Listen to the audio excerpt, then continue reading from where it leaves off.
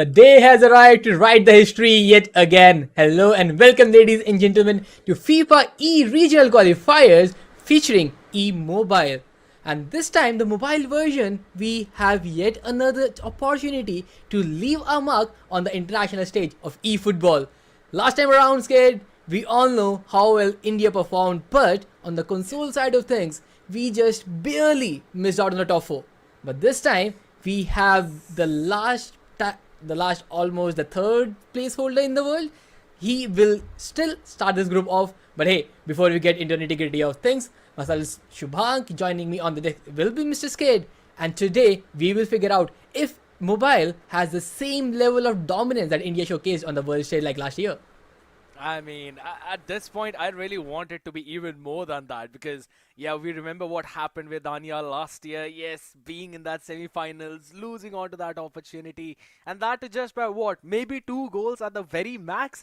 So those are the kind of things that hurt you a lot, right? And I really want to see this resurgence from him this time around, this year around, because we were really talking about it. Even during that time, we all had a discussion as to what's going to be the future of Danial now. Is he still going to continue or will he take a break now? But considering the performance he gave out there, I'm really excited to see what he's got this year around.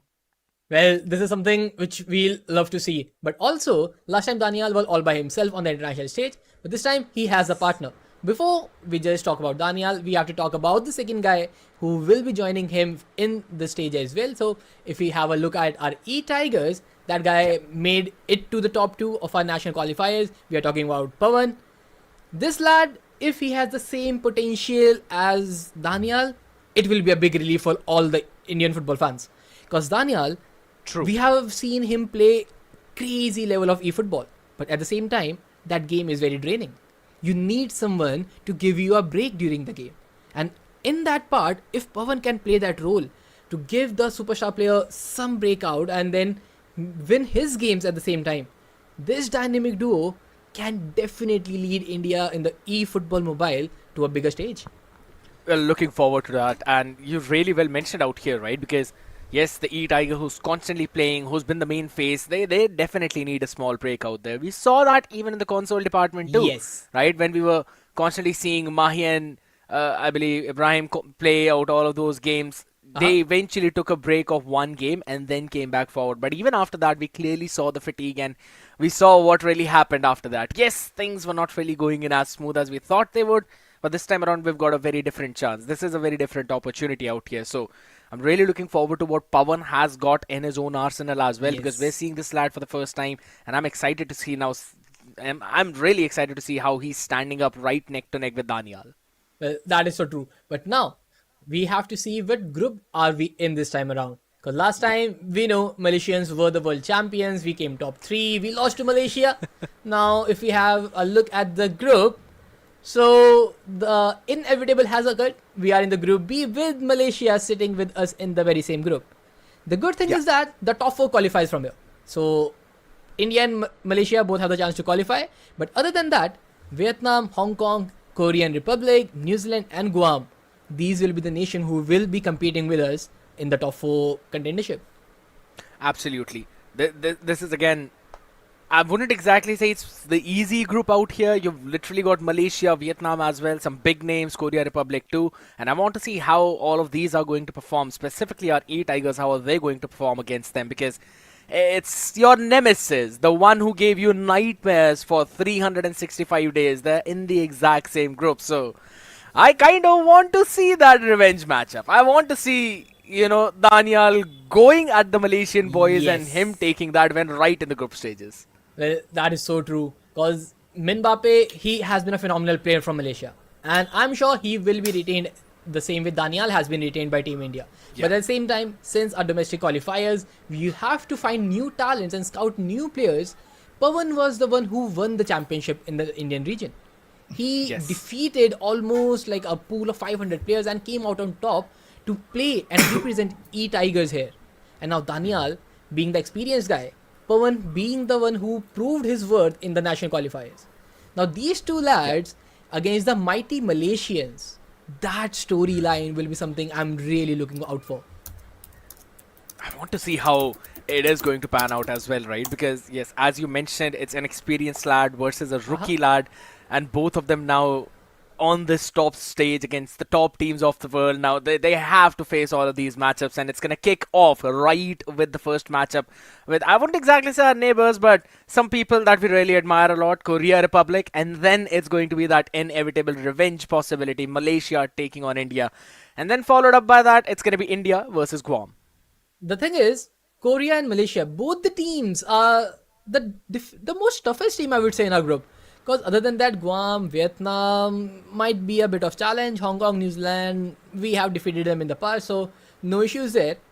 So as things stands with this type of fixture, our opening two matchups are the one that will decide our fate in the Group B. Because Korean Republic, Malaysia, both these teams are very experienced, and Malaysia are the defending champions as well of FIFA E-World Cup. So this is something that will set the tone for the entirety of the game. Because as we talk about the format as well, it is a double round robin format. We play the same set of group as like today and tomorrow as well. So we have to face Korea and Malaysia twice. Winning these matches will be so much crucial, Scared. I agree. So it's like, again, you set things up properly on the first day itself, where you win maximum number of matches so that you can ease things off in the next day. And I really hope that this time around our eTigers are not making those same kind of mistakes that we actually saw in the console games, right? Because it eventually went down to the very last game, and then the fatigue caught up to you, and that was the main reason why those boys could not perform out there. But kudos to them for as much of the journey as they showcased us. That was absolutely inspiring. But this time around, yes, it's not just your mistakes that you really need to learn from. It's also the mistakes of your colleagues, of your peers, of your partners. So you have to learn from that, and I think so this time around the boys would be able to take it. But as you rightly mentioned, the first two games are going to be very strong. So the entire pace is going to be set from these two games. Oh, for sure, man. But also, unlike last time where you have to play your national teams in the matches, this time, draft has been implemented. We have seen that in the console version, how things were there, how Team India made their draft. But now in the mobile version, I want to see what type of players Danial is bringing into the mix. Since he's an experienced lad, he has a bigger say in overall things. And then Pavan will have been there to just modify the type of players he wants in the lineup. So the draft pick, where it is divided into 3 tiers. The first 3, your major players that can be similar in every other team. But then the filling phase, I would say, the tier 2, where each and every player is unique in your squad. That is something where make or breaking the squad can happen. And we have seen international teams playing with some crazy lads, which we don't know how good they were in eFootball until we saw them play. True. And to be honest, at this time, it's a very new opening out here for all of these ones. And you've constantly mentioned how it's all the other regions having their own experienced lineups as well, having their own people who are going to be standing up on the stage and performing out here. It's almost the same thing out here as well. And it's going to come down. Here's the thing, man. It's not just your own region now that you want to fight up against. You've got to face up the meta of the other regions as well. Since you rightly mentioned, the draft has been implemented. A lot of things have been changed as well. I kind of want to see what RE Tigers have picked up. You know, the lineup, we saw that in console itself, and it was pretty solid. I did understand the idea, and now I want to see what more things have we learned from the different regions out here. Yes, because that is something which you have to keep in mind. What international teams are playing, what different nations are playing. If they have a certain idea that you might like, all those things definitely come into perspective. Also, like hard counting them, like, a certain team plays a 4-4-2 narrow, you might change it up with a 4-4-2 wide. So all the tacticality of the game has to be there.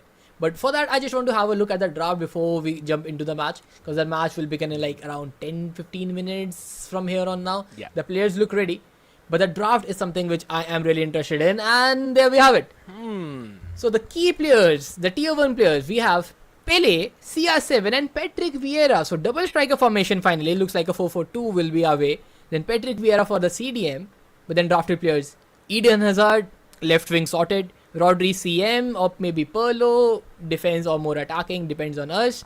Ruben Diaz, Romario, another attacker for the Serbs. Then Trent, Stanisic is a big surprise. Then Mohamed Salah, Lautaro Martinez, and then Udogi. Pretty much different type of players all around the pitch. Yeah.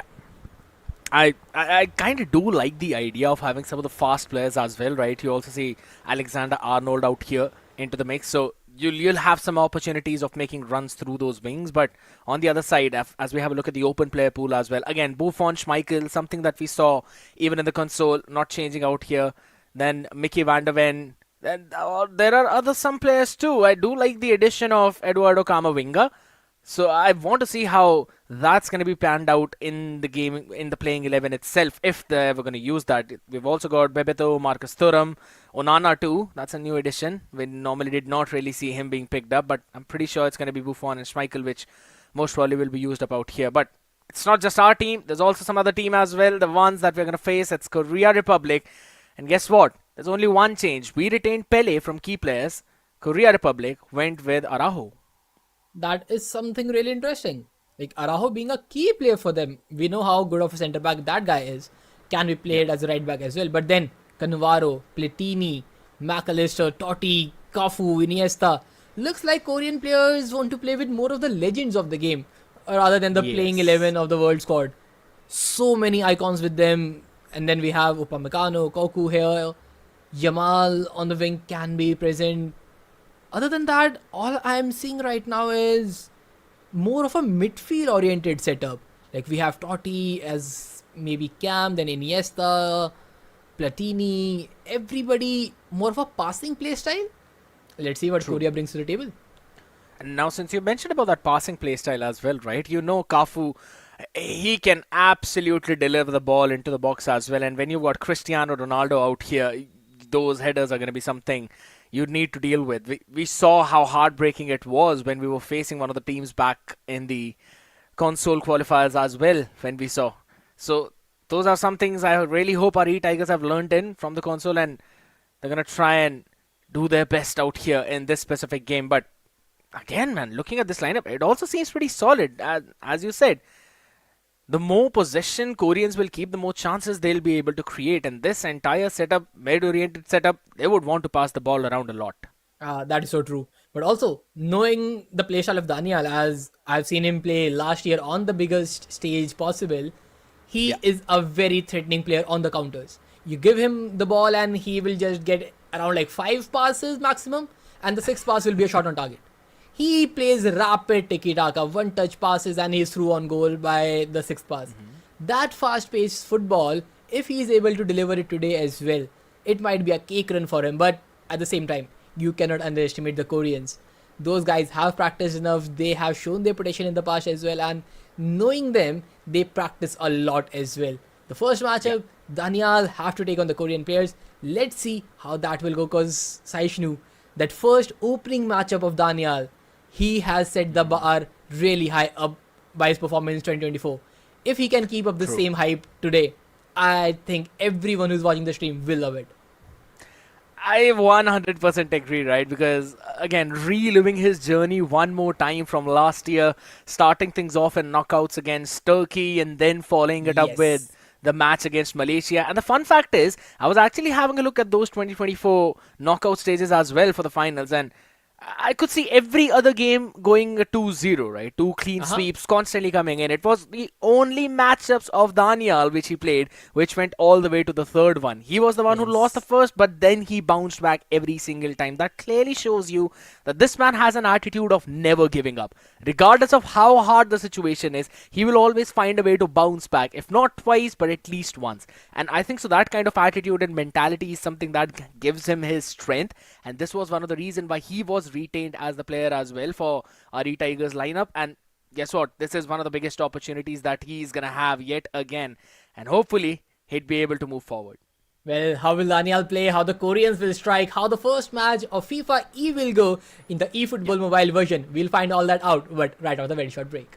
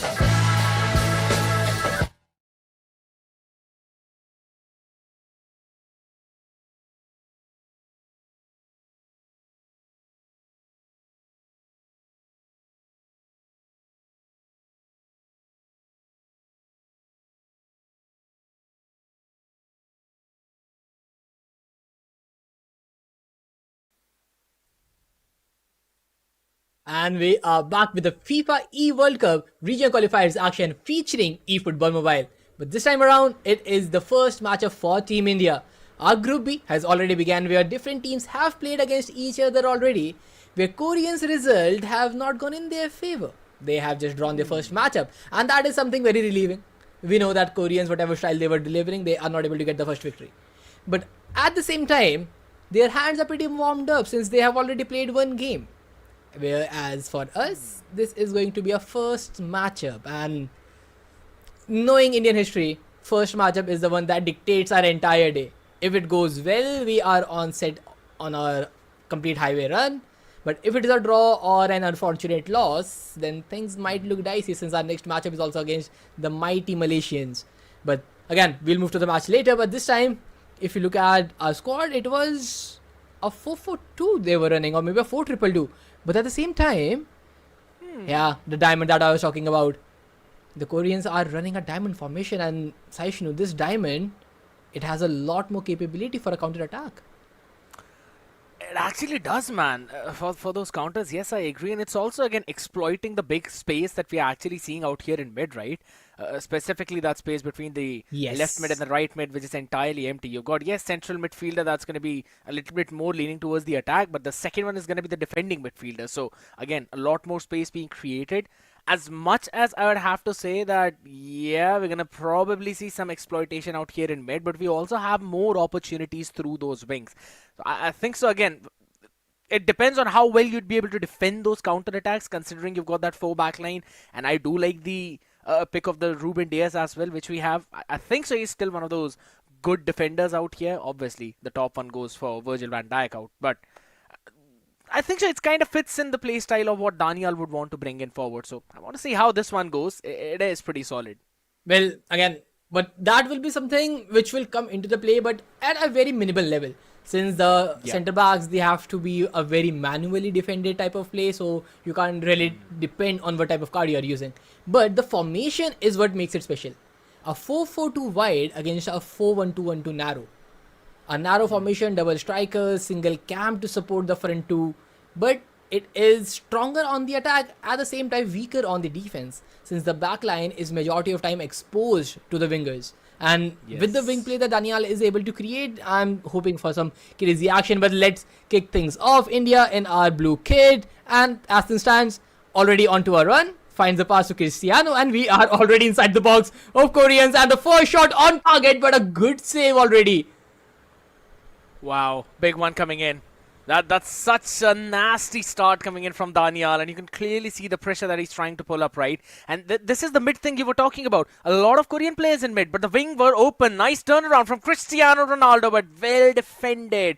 Korea still holding it on.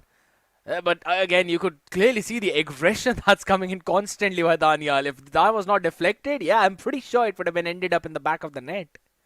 Very possible. But now again, this time around for a corner. And we have crazy players, like we have Eden Hazard to deliver the kick. We have Perlo as well. We are going with Perlo this time.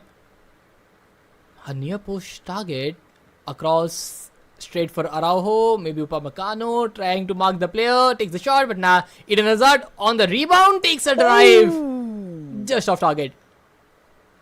Just a little bit. And that was such a nice attempt coming in from Eden Hazard.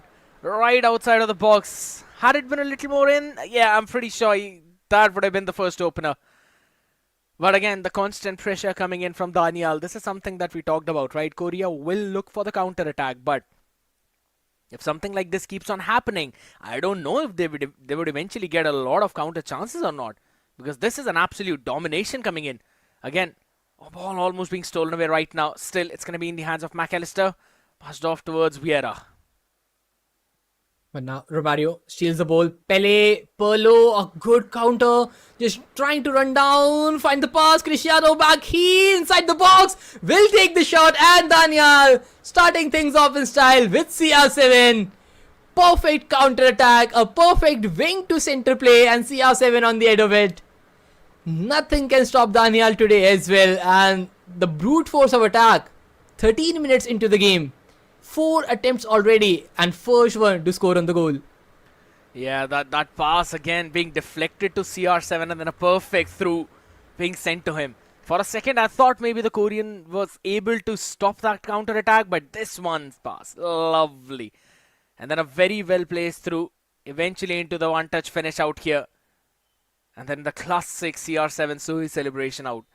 First one to kick things off in the 14th minute out. And I think so with this kind of pressure, it's going to become even more difficult for the Koreans, right? Because we thought there's going to be some space in mid, and now they're kind of exploiting that. But now, yeah, the Koreans will be deadly on the attack, and they have the ball inside the box. Pass, Totti. Wow! Just perfect block, but now Eden Hazard has the wing play. Can find CR7. He finds Romario instead. Right wing on the way, just dragging the defenders back, but onto CR7 again, driving inside the box, but Off. marginally offside.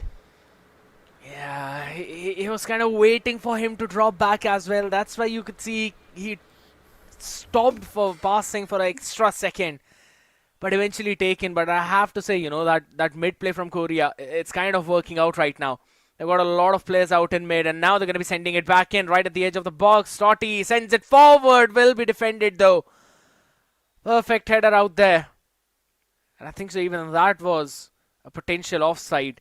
So it's still going to be sent all the way back for India to try and take it away. And Chichi Buffon just kicking the ball high up in the air. Finds CR7 on the end of it. That's a pretty Alright. crazy way to start things off. But now, Vendeva finds the pass back to CR7. Eden Hazard. Ex-Real Madrid player just linking up. Cross inside the box. But Schmeichel just catches the ball. And Romario, not the tallest of the guys, to win the header though. Yeah. It's going to be a counter on the other side though. CR7, not really a good pass. I believe it was stolen away. Can't really give in the through. It could have been an offside. There's an opportunity right now. Romario is going to send for an extra pass. But what a well-defending tackle out here from Korea. What a stop onto that one. That could have been the second goal into this game. But there's still an opportunity. There's still a chance right now. But Cannavaro is going to take it away. Lovely tackle. It's going to be sent back in. But not enough to put it in the back of the net. Oh my God, Danial is creating chances after chances. Oh. But one thing is for sure, our 4-4-2 wide is definitely working phenomenally well. The way we are able to create the wing opportunities is what I am loving to see. Because when we saw the draft that India has created, we know we have the wingers. And Korea have a lot more centre mids. A perfect counter, I would say, because the amount of centre mids you have, the less space you have on the sideways to drag defenders out, and it is clearly not working. But something which is working for Team India is constant pressure inside the box. Another cross, another attempt from Patrick Vieira, just off target though. A little bit off target, but still brings in back the discussion of how Danial is constantly pressurizing Korea out here. I can see maybe Korea scoring one goal, but on the other side, with this kind of pressure, yeah, Danial is bound to score at least 3. There's a big chance out here. Kilitsoy wanted to send it towards McAllister, but was stolen away. Not the perfect the pass, but the tackle was still pretty decent. Danial stealing the ball back in. Now it's going to be passed in over towards the right wing. Pele will send it back to Romario. Cristiano Ronaldo back in center. Back to Romario. An opportunity for the shot, but Araujo will be able to get in that tackle. And now it's a chance for Korean counter. Finds the pass. Oh, Ruben Diaz. Perfectly weighted pass there, but Ruben Diaz, his positioning has been phenomenal. But the moment Team India wins the pass, it looks like we are going to score another goal. Almost there, perfectly on through. But this time around, the final pass was not there. But this time, Francesco Totti is running inside the box. Ruben Diaz in front of him. The ball has been completely marked. There is no passing space for him. Tries to cross. Completely off target. And Team India, we defend well in the first half, although scoring just one single goal. Oh my God, it's kind of the same thing, right? 5 shots and still just one of them going back in. But I think so it's absolutely fine, right? There's not been a lot of counters coming in from Korea. In the entire game, I believe we've only seen 2, out of which only once they were able to deliver the shot in, which was this one at the very last minute of the extra time. So I think so that's again clearly showing that constant contestation coming in right now. There's a chance, but a lovely steal. Should be a tackle. Perfect. And on the other side now, there's an opportunity for Danial. Romario is going to be sending it back. Cristiano Ronaldo passes it all the way towards the left wing. Hazard out here. Not something that we normally see from all the other players, but this time Danial is making it work. Back in the center, lovely pass to Pele. And that's in the back of the net as well. fantastic start for Danial in the second half of this game. And what an attack. This is so beautiful football Danial is playing. And as I told you, Saishnu, this guy with the one touch passes he had, just look at that flick. Perfectly orchestrated. He knows what formation he's playing. He knows how to build up with a 4-4-2. And this pass from Patrick Vieira, but more than that, Romario heel flick to Pele and then a finesse to the far left corner. Pele is definitely not missing any of that, and it is such beautiful football to witness. And Korea, they might have 6 players in the middle of the park, but does not matter at all because Team India, even with just 2 centre mids, we are able to steal the ball every time possible. I mean, one of them is the defensive midfielder out here. So technically you could say a CDM. And that is one of the big reasons why we've got so many potentials of steal out here. Again, a very well placed tackle now. It's going to be a lofted pass, but the header is going to be one on the other side. I believe it was Pele. He could not really receive that one, but it's absolutely fine. Hazard steals it away. Will make his run towards the left wing. Pele now out in the centre. Tries to give it for the through. Will be passed back to Hazard. Another opportunity out here. Goes for a lofted pass on the other side. Romario could not really reach it at the last second. So that was the only reason why that did not end up in the back of the net. Otherwise, we would have seen. And finally, some changes coming in to try and make that lineup a little more fast. Switching to a 4-2-2 now. The wingers... more like an attacking midfielders out wide. But hey, we know these quick substitutes won't matter too much for Danial because the way he is playing it is just clear one-touch football. You give him the ball, he passes directly ahead to the strikers, to a heel flick to the secondary striker, and then to the wingers and cutting inside. All so much fast that I don't think Koreans have a chance to even block the passing lanes, I believe. It's just the pace that Danial is playing with. You can constantly see, right? If he sees that there are a couple of defenders up in front of him, he's gonna go for that 1-2 passes. And those constant one-touch passes is something that's catching Korea off guard. Some amazing counters that were coming in, but we're gonna see those substitutions. Lautaro Martinez is gonna be brought in instead of Ronaldo, and Marcus Thuram as well. He's gonna be added. Hazard on the left wing. He was a bit tired, so Bebeto is gonna be replacing him.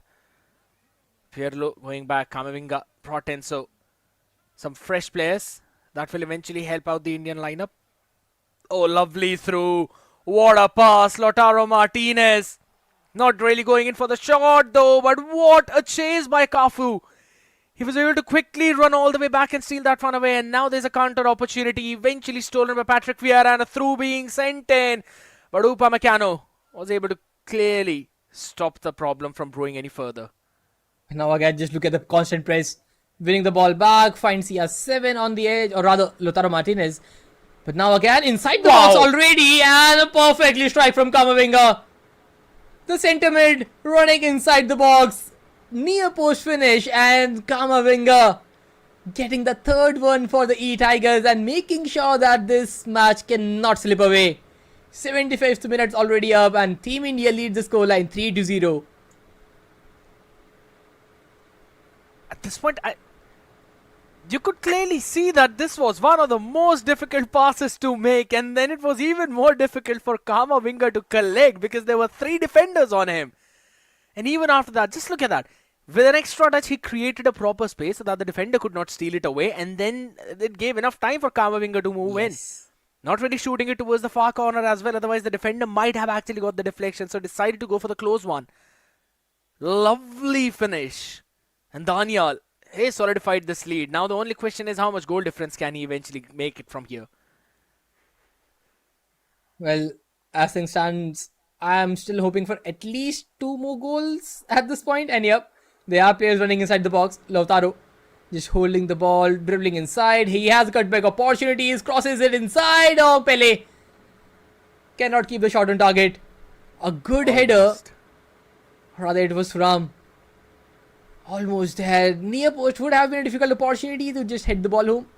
But yeah, the crossing was there. Another good opportunity. But 3-0 is what we lead with.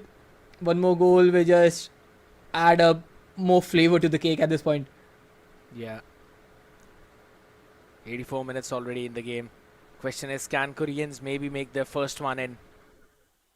Bebito is going to be running all the way towards the wing, sends it back. It's going to be a through ball from Kamavinga. Oh, lovely tackle from Araujo. But it could still be stolen away though. Not going to be the case now. Koreans on the other side. Andres Iniesta. Maybe a chance. Constantly going in for those pass fakes. Doesn't matter. No lines being cleared whatsoever. Lovely defensive line and what a lofted through. Still very well defended by Koku. Otherwise, this could have been another chance at the goal. But doesn't matter. Danial still is going to be the man who finally closes it out as the extra time gets over. India 3, Korea Republic 0. What a game to start things off, man. Wow. The way we ended 2024, the way Danial started 2025 season, it is almost the same. That pure attacking tiki-taka football. 4-4-2 flat, then just counter-attack after counter-attack. He loses the ball to a player, immediately presses it down, wins the ball back and unleashes another attack from the end of it. The way Danial was playing the 4-4-2 flat, Koreans had no chance to even maybe take a shot on target, if I'm not wrong. To be honest, I agree. At this point, Daniel's constant aggression is something that's more like synonymous to his name in this game. Whenever you hear about Danial, you know it's going to be aggressive. We saw that finally happening on the face itself. And yes, I agree. If this kind of game style is kept up forward, I think so there's a big possibility for Danial to steal that win back away from Malaysia, which they eventually gave him a defeat for all the way back in 2024. It's again going to be a revenge, but at the same time, as much as Danial has improved, you know, even the Malaysians would have done the exact same thing, right? So it's going to fall down to that as to what their lineup is, what's going to be their play style at this point, because things have changed a lot. Depending on what players do you have, you can constantly go for a different kind of play style. And with this 4-4-2 flat, which you mentioned about Danial's formation, he knows how to play with that. What's going to be the counter from this Malaysian side? That's going to be my big question. More than the counter, I believe it will be, I think, a similar type of play style. Both teams would be running a 4-4-2 flat, with the CMs or CDMs might differ. But overall, Mbappe, knowing him, he has a pretty similar play style. And the last time we played him, it was a tie kind of game going on where Mbappe took the lead in the 80th minute somewhere down the line. And both the players were having a really hard time to even score the first goal. The defensive setups were perfect. The through balls were managed a lot of times. But the thing is, it was a game of margins. How much have Danial learned from that defeat is what I want to see, because we will qualify from this group, that is for sure. But I really want that if we can secure a victory over Malaysia, that would just add some real spice to the Group B. Cherry on top. I would say cherry on top. I agree. It's going to bring in those spices in the entire group out here as well. With the way how Danial is playing, yeah, it's inevitable that he's going to be in the top 4. But the big question is going to come in at what position will he finish, right? Because all the top 4 teams, they've won out their games. It's only Hong Kong that has played 2 games till now. They've won 1, they've lost 1. Otherwise, apart from that, yes, it's Malaysia, Vietnam, India, all 3 of them playing their 1 game, winning their 1 game, and with a pretty decent goal difference as well, if you think about it. Vietnam were the ones who played against Guam, if I'm not wrong, and it was a 7-0 scoreline, so the domination continues here too. And the struggles of Guam, it's going to be carried forward all the way from console to the mobile right now. So the next matchup of India is going to be against Malaysia, and that could very well determine who will be in the top 4 after that game number 2 finishes up. Well, that would be interesting, because just in the Group B, it is just Team Malaysia that have a really, really strong opportunity against us, I believe, because the way Danial is playing, he is still a brute force. He has not given a single opportunity to Korea to open things up, and I believe that will be the case against every other team. It is just Team Malaysia and this matchup that will make a big difference. Both the teams are going to qualify, that is for sure. We know how strong Malaysians are, we know how strong we are, but the battle is a rematch at this point. And a semi-finals rematch is always fun to witness. Super fun, to be honest. And with the way how Malaysia is constantly catching their form in, right? I did mention that they won 1, but eventually they won 2 of those games. Even the New Zealand one goes in their favor. The scoreline was a 2-0 in favor of Malaysia. And man, Hong Kong, they were absolutely ruthless when they went against Guam. 8-0 was the scoreline. You know, I don't really want to say it, Spartus, but it seems like teams are just considering Guam as a team where they can increase their goal difference.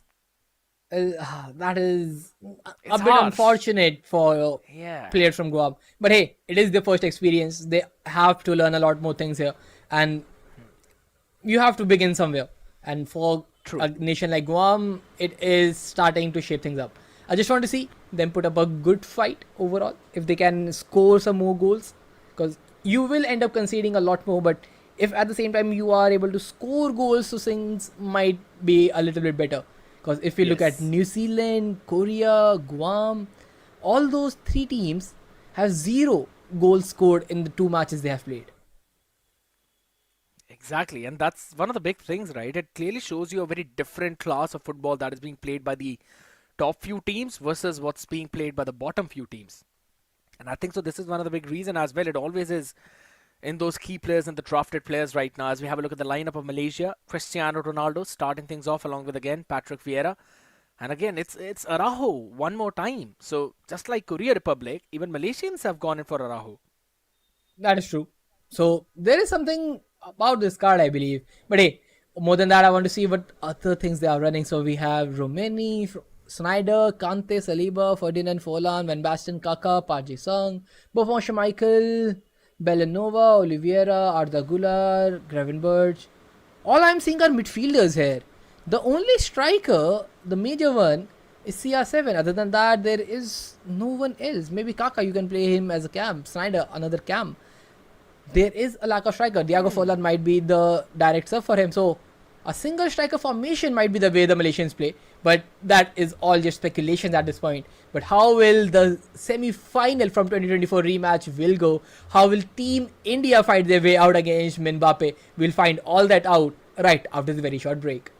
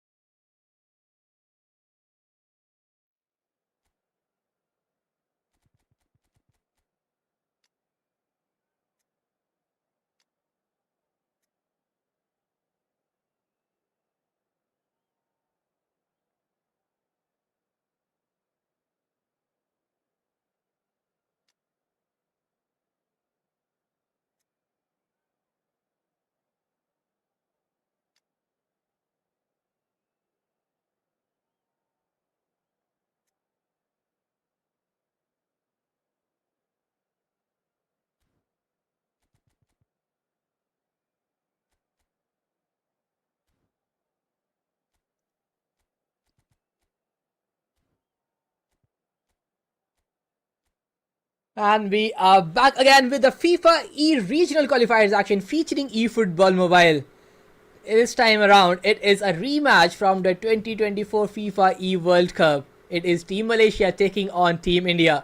The semi-finalists of the last year where Mbappe from Malaysia scored a victory against us. But this time around, it is in our hands to change our fate. Will Danial be able to do that, Saishnu? I'm really up to this match. It's a big question out here, which you mentioned. Will Danial be able to do out here? That is the big question, because last time it was a best of three out there, Yes. semi-finals, Riyadh. This time around, it's not a best of three. You've only got this one game for today as the ball goes in. Already in the side of yellow, that is Malaysia. India back in their blue kit out here.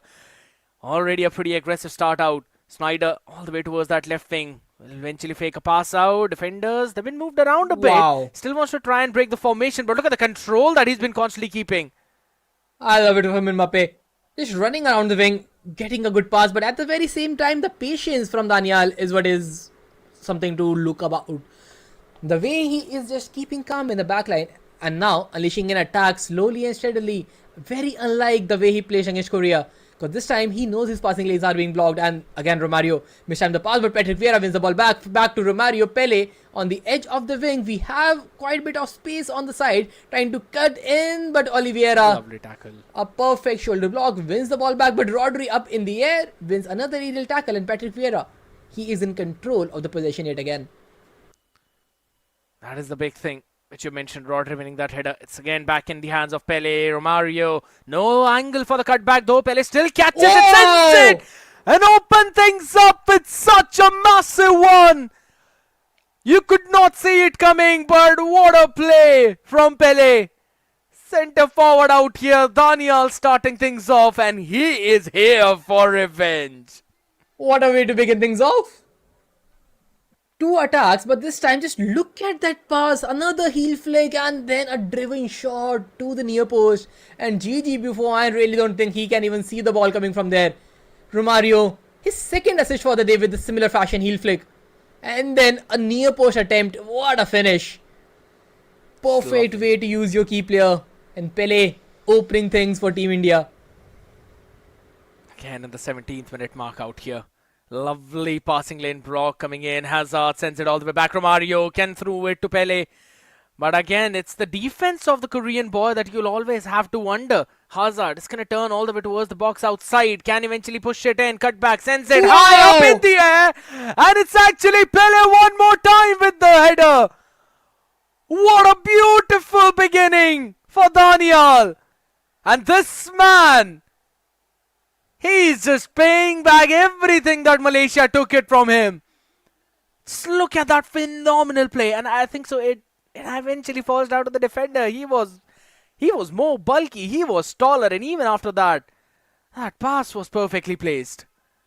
Everybody was just waiting for a cutback or a driven pass inside. Where Eden Hazard, he has different plans. Lob the ball high up in the air for Pele out of all. What a play from Danial. What a vision from that lad. Yeah. But now we have to defend. And this time around, Ruben Diaz makes no mistake as well. Wins the ball back to Patrick Vieira, back to Pele. And within a matter of seconds, we have the possession as well as the throw-in. The pass was eventually blocked out to stop any kind of counter-attack from the other side. So yeah, it's again going to be sent back. Romario scored a through ball. Perfect. Cristiano Ronaldo. All the shot angles have been blocked. Lovely defense coming in from Malaysia. Not really pushing in for the third one out here. As again, Rodri is going to control it. Stanisic. Back to Rodri. Now to Pele. Stolen away up in mid. Counter possibility.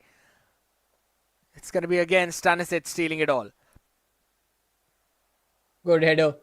Clears the ball, but this time, Ryan Gravenbush wins the ball. He's trying to find a very long lob through, but Ruben Diaz, he is fast enough for the but he misses the shot. And again, he had the rebound opportunity there, but this time almost just getting it cleared. And now a good save from Gigi Buffon as well. Team India, we survive, but just by margins. Yeah, it seems like all the luck that the console players did not have has been taken by Danial out here. Lovely opportunity created by the Malaysians, but there's still Another counter opportunity out here. Not the perfect pass from Vieira. It's going to be still fine. 2 more minutes to play out here. Again, adding some extra time out. Maybe the Korean will have. This could be the final attack of the game now. He quietly sends it through, but Vieira will be stealing it away.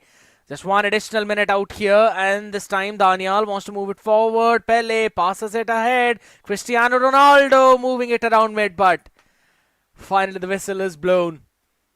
2 shots being taken by India, both of them converted. A 4-3-2 setup is working phenomenally well for us. And now we have said, Polo as a CMF, we are going for even more attack in the second half. That is really good to see, to be honest. We already have a 2 goals lead. We know what we are doing right. And if we can score 1 more goal in the next 10 minutes, it will be a game-setting goal. Because that will just close down a lot more opportunities for the Malaysian player. And by the look of things, the passing has been insane. Finds Romario. Dribbling inside. He has a big opportunity near post. GG Buffon. Good save. Finally, he was able to save that first one. It just seemed that this one's going to go in as well. And had it been a far post, maybe it could have been blocked by the defender as well, going in for that sliding tackle. Buffon this time was able to see the ball coming through. And I think so, I kind of like the fact that we've set Patel for a little bit of an extra attack, right? Because considering the 2 goal deficit for Malaysia, they would want to play aggressive. They would want to play attacking.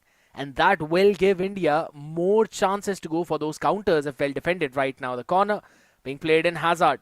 He was the man who opened things up in the previous game out here. What a pass, Pirlo. He's going to send it back in. Another header and another one in the back of the net.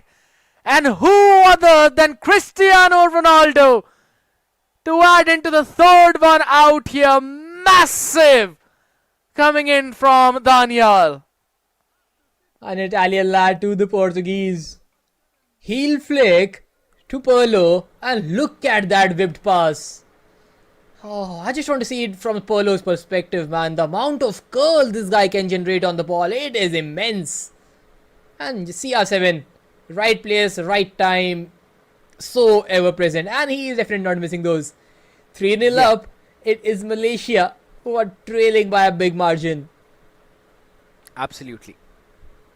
It's been fantastic right now for Danial, man. You could clearly see him probably celebrating in his mind right now. All of these players doing fantastic too.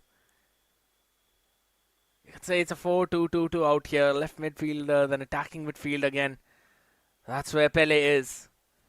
All the way up on top. Cristiano Ronaldo, the one who scored it right now. And now Malaysia is probably thinking as to what they can do eventually to make a comeback in this game. And Spartas, I don't know. I don't possibly see any chance for them right now to make it back, considering the amount of time that has passed already. That is true. They have a very minimal time remaining with them at this point. But again, we can never count out the world champions. We just have to be perfectly there, and this is what we are doing. We are men marking the players. So, good bit of tactics there. Danial knows what is coming on his way in the last 30 minutes or so. Yep, the last 20 minutes. Let's see if he's able to just maintain the lead, because maintaining the lead is what is important right now. This time around, Cristiano loses the ball, but eventually the pressure has been relieved. CR7 from Malaysia wins the ball. Now again driving inside, but Ruben Diaz, what a tackle. But a misfortunate pass, loses it in a soft corner, but again, the rebounds, they are not coming away. Falling perfectly for the Malaysian squad, and right after a pause cued, it is Artugulo. He scores the opening for Malaysia, and now the things can get nervy. The man who was just brought in, eventually scoring that one. The first block was perfect, but then the second rebound that still came back to Artugulo eventually was stolen away. I kind of wanted to see a bit of a clearance coming in from Danial the moment Cristiano lost the ball in the first place, right? I think so he still wanted to go for an additional pass to maybe try and create a counter. And on the back of that, it was an instant steal as well from Ronaldo. So I can't really blame Danial for that either ways. Van der Ven is going to be sending it back to Ruben Diaz. All the passing lanes being blocked perfectly by the Malaysian counterpart now. I'm liking it. And this is a chance for him to go for another counter through the left wing. Snyder, he's got some possibilities in the mid, two options. Eventually blocked off, stolen away. Pele all the way towards the back. It's going to send it back to Hazard. No chance for the through, but still maybe a header. It's going to go in. Will be stolen away as Gravenberch tries to go in for the pass. But now Pele, he's got some opening. He's got a position. Romario will send it back to Pele. It's going to be back to Romario. Again to Pele. It's a back and forth. Eventually stolen by Araujo. And now Snyder making a big run, and Stanisic, he's not able to win the ball back, but Patrick Vieira just blocking the passing lane. Although a rebound has been given away, but so close to the player. And now we unleash another counter. First time through pass to CR7. He's just tired. He just cannot run enough. Same thing. Yeah, it's about time for him to maybe change a few players because those counters are not really working. And as soon as we say that, it's going to be passed all the way back to Hazard, moving towards that left wing. Will chip it in. Ronaldo! Oh my goodness. So close. So close yet again. We have a lot more opportunities going on. But the thing is, we are just not able to capitalize on them. The ball is just not falling in the right place. We have a lot more plays on the wings, but just not able to convert them. And as things stands, we still have 2 goals advantage, but we just have to keep the lead for the next 15 minutes. True. Maybe a bit of an extra time being added on the mix of it. A couple of goals being scored already. One from each side. Snyder is going to be brought back out. Ferdinand in for the other side. Kaka out again. And Guller is going to be sent back. Oh my god, what a through though. But the keeper is going to collect it. Marcus Thuram now, the fresh players out here for attack for India. An opportunity to bring it back. Maybe towards that extra goal advantage. It's going to be sent all the way lofted. No, blocked. Kamavinga loses it. He was brought in as well. I remember last time when it was subbed in, it was an instant success for India. Cristiano Ronaldo out in mid. Wanted to send it all the way through towards that left wing, but Mohamed Salah tried to go for a steal. Ferdinand passes it in. There's another chance for this young lad. Tried to go for the finish in the top right corner. Will be blocked in by the keeper. Buffon doing a phenomenal job at the net. 3 minutes remains, and I think this should be over. We have saved that opportunity, and as it stands, we still have a 2-goal buffer. It should be enough for us to win the game against the Malaysians. Oh, lovely. Yeah, Bebito has the ball, and now we are onto a counter attack. This is all over. The rematch is falling in our favor, and we might just end things with style. Perfect pass for Edward Kamavinga. We take goal another time. 4-1 is what we lead with. Malaysians, the defending world champions, they still trail 4-1. It's not just a revenge in the fellow group stages. It's an absolute ice-cold payback of what happened on the global stage a year ago. Look at this one extra pass. Phenomenal. And then Eduardo Camavinga finishing it off in style. That's a 4-1 scoreline, man. And now you know who is the most fearsome out here, at least in Group B. Just look at the calmness and confidence in Danial's face. He is happy. And yes, he knows the job is done now. We have a lot more matches remaining, but hey, we have defeated Korea and the Malaysians by a big margin.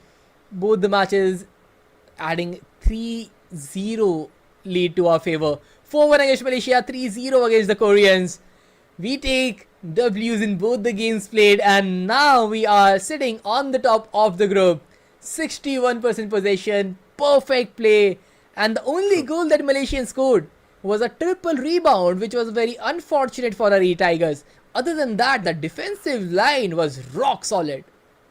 You could clearly see how Danial was able to have that eagle-eye view of the entire field, right? He knew where the next pass is going to go. He absolutely knew where he needed to keep his defenders to try and cut off the passing lanes, and he was always able to steal it. Even at that very last pass, right, you could see Stanisic's position not really being sent over towards the left back position, but a little bit over to cut any passing possibilities over towards the central player. And that is a fantastic adaptation Yes. coming in from this man. You could see how he's learned from his mistake and now he's performed even better. And I think so. The future is looking bright, my man. Well, for sure. If you can defeat the world champion and by this big of a margin, it says a lot about you. Yes, it is still the online Yes. phases. Things are very different from both the players. We are playing from the comfort of our home. But all in all, it was a game that has to be won by our e-tiger, Danial, and he has shown his worth. This was the Yeah. game that hurt his final opportunity last year in Riyadh, and the revenge has been served very cold. A 4-1 victory, and now at the top of the group. And the way we are playing, it looks like the next games will all be converted into victories for our Tigers. Highly possible because with the way how things are going on, yes, I absolutely agree. It's a very big confidence booster coming in right now. Still waiting for the leaderboards to be updated out here, and it has been.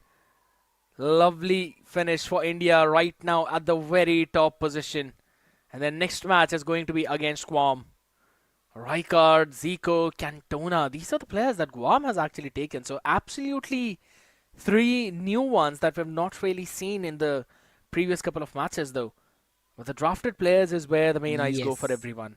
And not just in key players, but even drafted players have a very new faces. Johan Cruyff, Luis Figo, Puyol, Puskas, Foden, Palmer. Man, these guys have picked some crazy players, and with multiple strikers up front, Cruyff, Cantona both can play strikers, Zico as a cam. It looks like this could be another 4-2-2 that Guam are trying to run. Probably. They've also got a few changes out here as well in the open players, right? They've got Wayne Rooney. You've also got Kanji for the backlines. Nico Williams out here. It's going to be up in front. Odegaard. So, yeah, there's a lot of room that you can work with if you're Guam, but seeing their few past records, right? Yeah, it's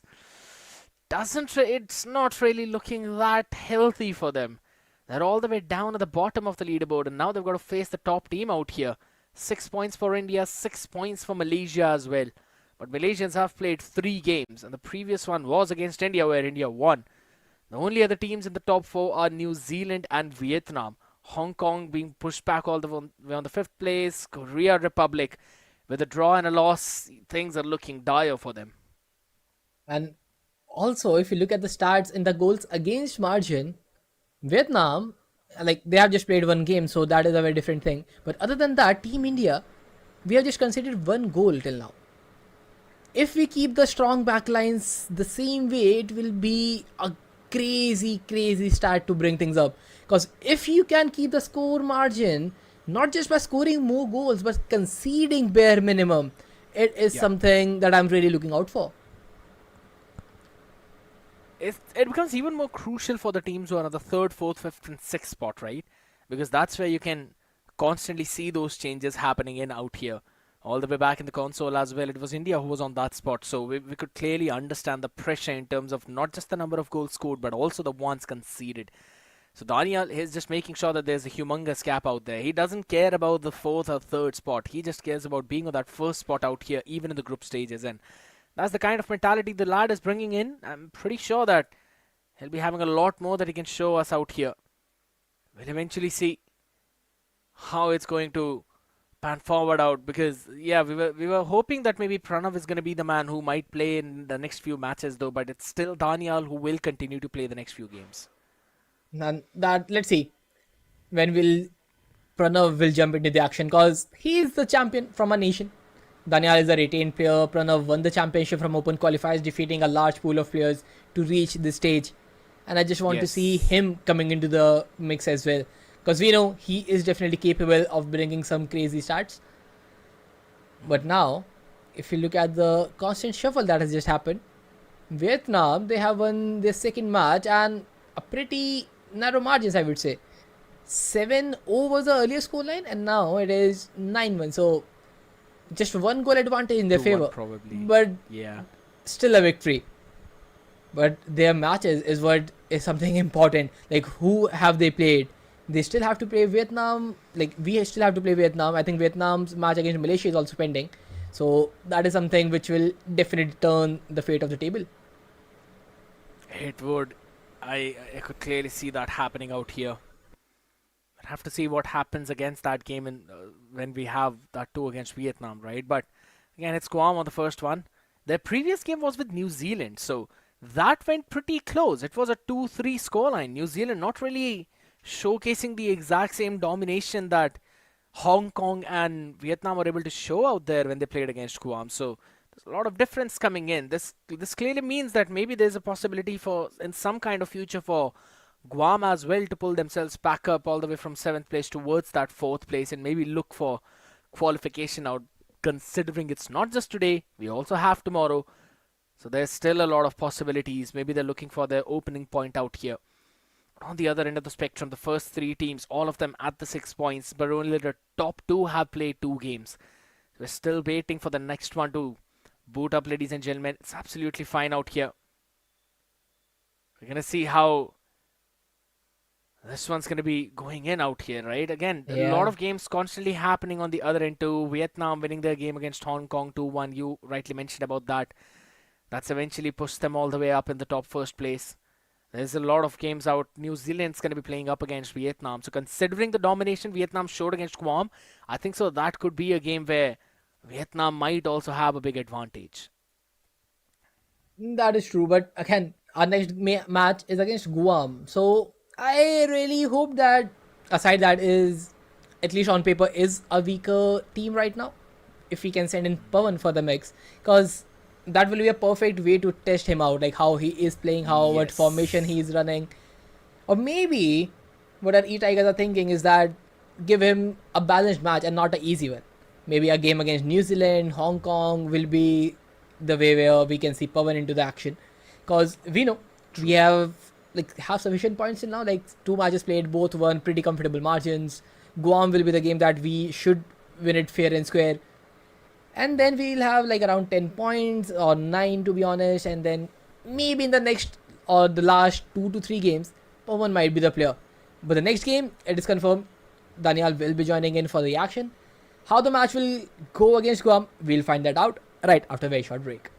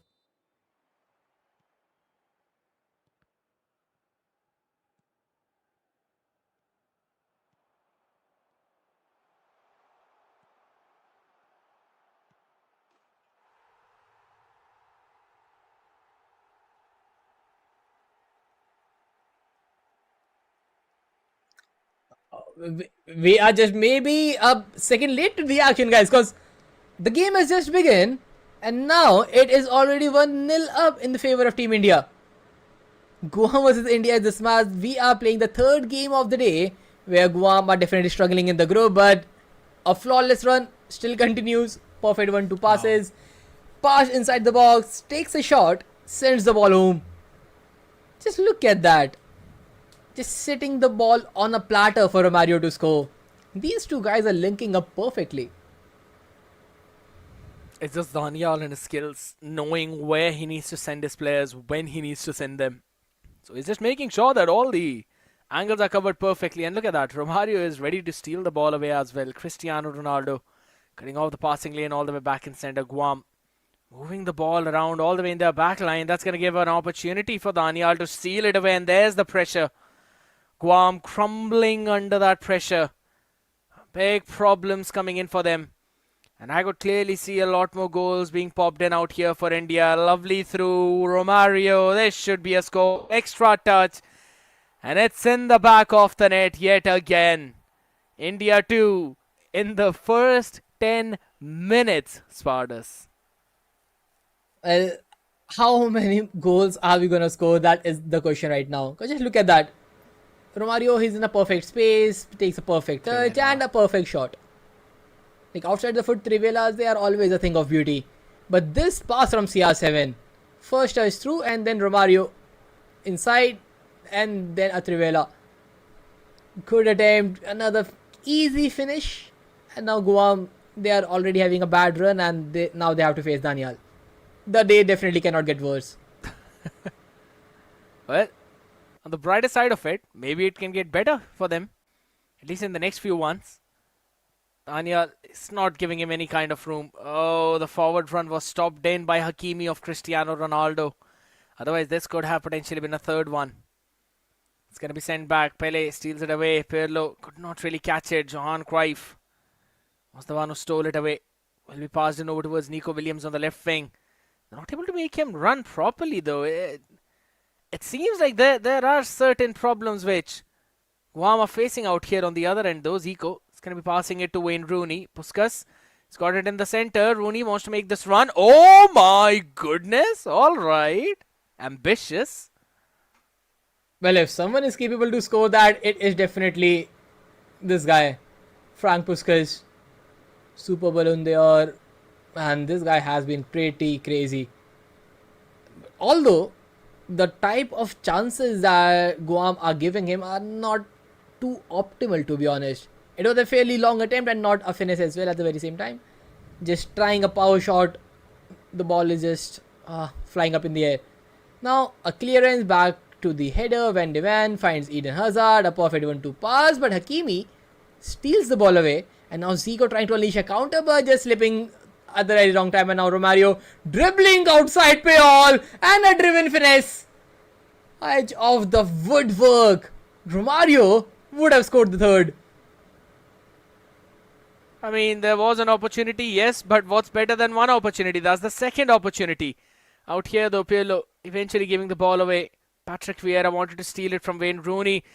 Almost another chance. Look at the high pressure coming in from Danial. Wants to score the third one. It's already been 20 minutes since he last scored a goal. We almost saw that one coming in. Ronaldo is going to be passing it to Pirlo. Back towards Romario. What a triangular passes. Cristiano Ronaldo. Marked very well by Hakimi. And it's going to be stolen yet again as Romario wanted to go for that pass. It's going to be back in. Pirlo steals it. Hazard. He's a bit tired if you'd really see at his stamina, right? Not really the best out here. Hazard back to Ronaldo. He can send it in, though. No lanes for cutback.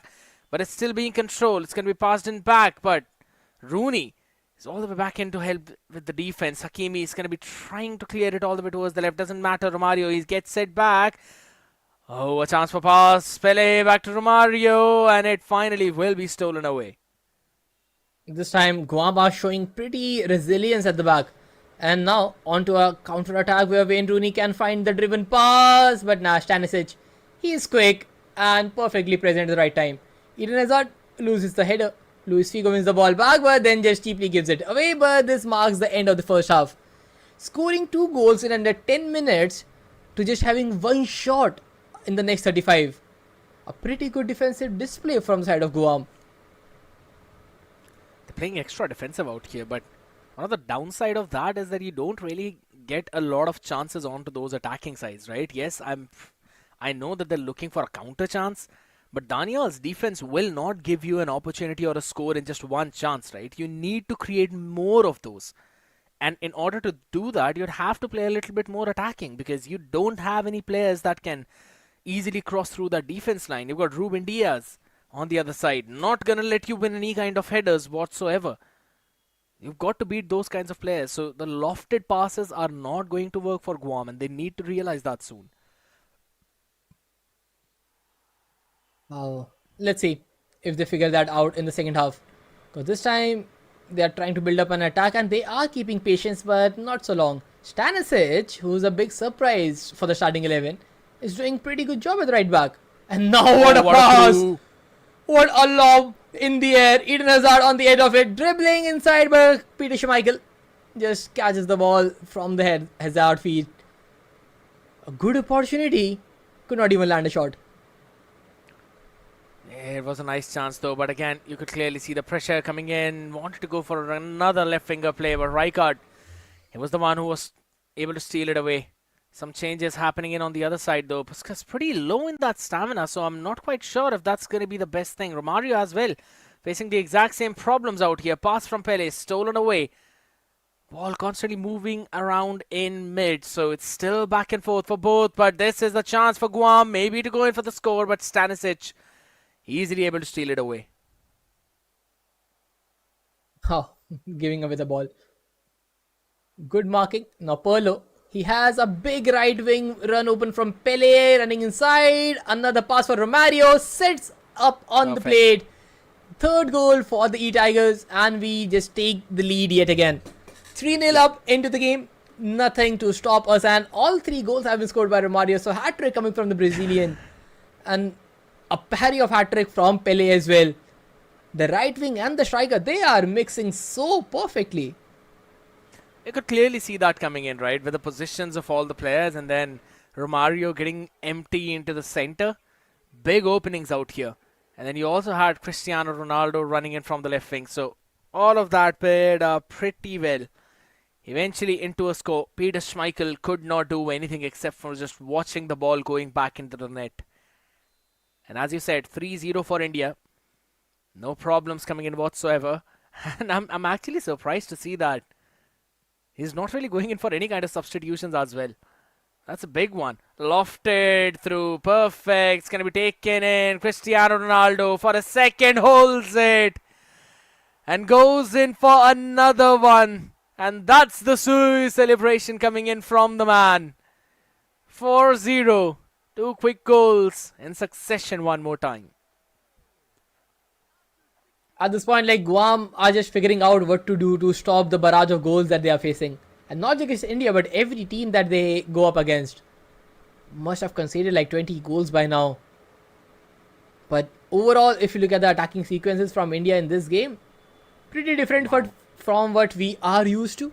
There are a lot more lob through passes in this game. Maybe Danial is trying something else, and it is clearly working out. That too fantastically. Finally, it's going to be changing all the 4 players who are up and forward. And Eduardo Camavinga comes in as well. Whenever he brings in the Eduardo Camavinga, right, you could clearly see that he's not going in aggressive over from the left of the field, but rather from the right side of the field. Every time he goes in for that kind of change. Let's see if that thing will be the same here or not. Because again, that's more about just making a centre back, making some double shifts, making him as a box to box, and just running down the wing with Pele and then cutting inside. But this time it is Mo Salah on the wings. Although playing as an attacking midfielder, he is more towards the right hand side of the game, waiting for any open opportunities, just running behind the left back, overlapping every time, getting in passing opportunity and then driving inside the box. We have a good advantage already, 4-0 up. And how many minutes do we have? Still have a good 25 minutes. So more goals might be on the way. Possibility, since we've got some fresh players out up in front. And as you've already said, Mo Salah will be playing in over towards that right wing out here. Ruben Diaz steals it away.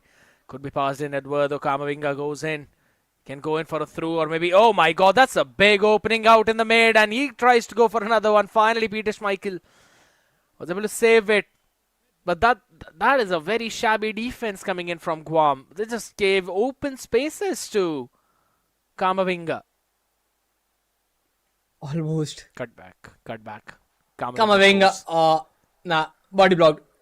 Last line of defense. And at this point, I think this is just one-way traffic from the Indian player. Danial is just running right, getting the ball, and just 2 or 3 passes is all he needs. He's then directly on the goalkeeper 1v1. But now, Guam, they are trying to still break the deadlock in this game, and by look of things, it is very unlikely. Rodri launches the ball high in the air for Thuram, wins the ball, back to Mo Salah, running on the right mid, driving inside, a long range finish might be on the way, bloody blocking, steals the ball, could have been a rebound but not this time. 88 minutes already up, maybe the last attack from Guam, then they lose the ball cheaply. 2 minutes added out here. Marcus Thuram back to Eduardo Camavinga, lofted through, sends it back to Thuram, though stolen away. And it will be cleared off. And that is it, ladies and gentlemen. India 4, Guam 0. And you could see 7 shots out here on target, 4 of them being converted. Man, that's a fantastic play. But overall, if you look at the statistics out here, right, Guam actually had the possession for a longer duration. 57% to the 43 of Indian Danial. But that is again the big thing, right? Just having 43% of possession, still scoring 4 goals, that clearly shows you the level he's on. Well, this is more about how well you are rehearsed with your attacking sequences. You don't need to keep the ball for like 10 minutes to build up a one attack. You give him the ball for like 10-15 seconds and he is directly there on the wing, inside the box, cutting inside, taking all that perfect timed passes, paired up with the through balls, paired up with the lob passes, scoring goal after goal. And now, with 3 matches played, 3 wins in a name, it is time for the 4th match that will be played against Vietnam. The team who was on top right before this game, and the team who's constantly been winning all of their games out here. This is the big team. The only one that you basically got to take care of out. Once India wins this one, then there's absolutely no doubt that Danial will finish it up all the way up on top. No other team out here apart from New Zealand that could eventually take that position away, or maybe at least give a decent bit of competition to Danial. We're constantly seeing a lot of these types of games, right, happening in left, right, and center. I'd have to say, I thought that maybe Guam were not really feeling the best. Maybe they were feeling under the weather a little bit, and I think so. I'm actually going to double down on it because seeing certain moves that they were trying to pull off, there were a lot of loopholes coming in their game, and Danial was able to exploit them. And this is not the only game where Guam are struggling. This have been the issue, I would say, from the entire day. They are not able to bring in the changes they want. They are not able to get the type of passes they want. Their strikers are not moving fluently, despite the fact they have a pretty crazy lineup. But now, I just want to see what lineup Vietnam are running. That is something I really like to see. The draft that Vietnam are going with. Because the key players is a big surprise. Nesta and Van Dijk. A complete defensive package. Seems like they like to play on a full-fledged counter. They want to try and steal the ball up in their defense and then send it all the way through, because considering Rafael Leao as well onto the wing, you've got Son Heung-min, so he's going to be there as well, running it all the way around. Vitinha out there who's going to play up in the center. A pretty solid lineup. Kolo Muani as well. Gakpo. So they really want to run it all the way. It's like, yeah, win the ball in defense, send your players through the mid from Vitinha or maybe some other player. You instantly pass it over towards the wing who eventually make that run. Well, let's see how well this game plan will work for them. Because Vietnam's earlier games, if we talk about them, they are having a pretty good run. They are scoring some humongous goals, and overall standing of the group, they are still competing with us. They have not lost a single game. And their last match was against New Zealand, and I'm guessing with the form that they are running in, that must have been a victory too. But overall, the Vietnam game, let's see how things will go. I have to see, as you rightly mentioned out here as well. But since you mentioned that it's going to be a game of India up against Vietnam, it's about time we send it down to a short break, people. We'll be right back after this one.